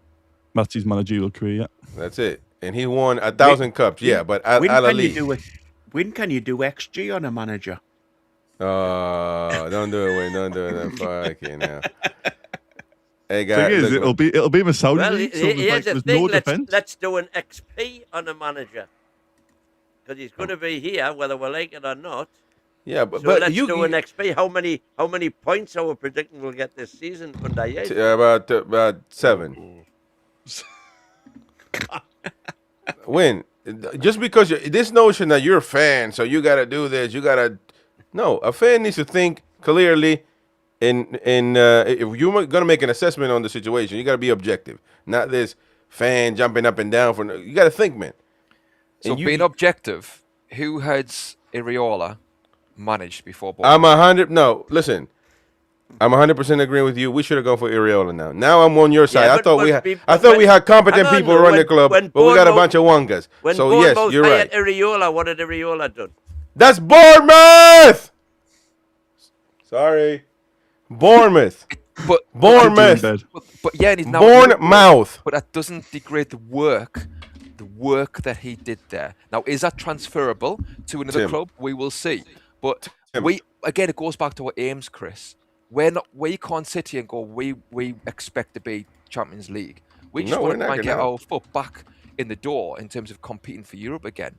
And yeah, it's Bournemouth, but Iriola got Bournemouth competing for Europe. And actually, when you say it's Bournemouth, that makes it even more amazing. And again, you go to the Brighton manager. He's got Brighton challenging for Europe. And Brighton to Brighton. So, again, yes, I would have went for other managers. There's other managers I would have had in mind, absolutely. And I think the board need to be questioned on their lack of leadership for letting this play out how it has. They should have seen this coming. They should have made a decision, had the bollocks to do that in the summer, and they haven't.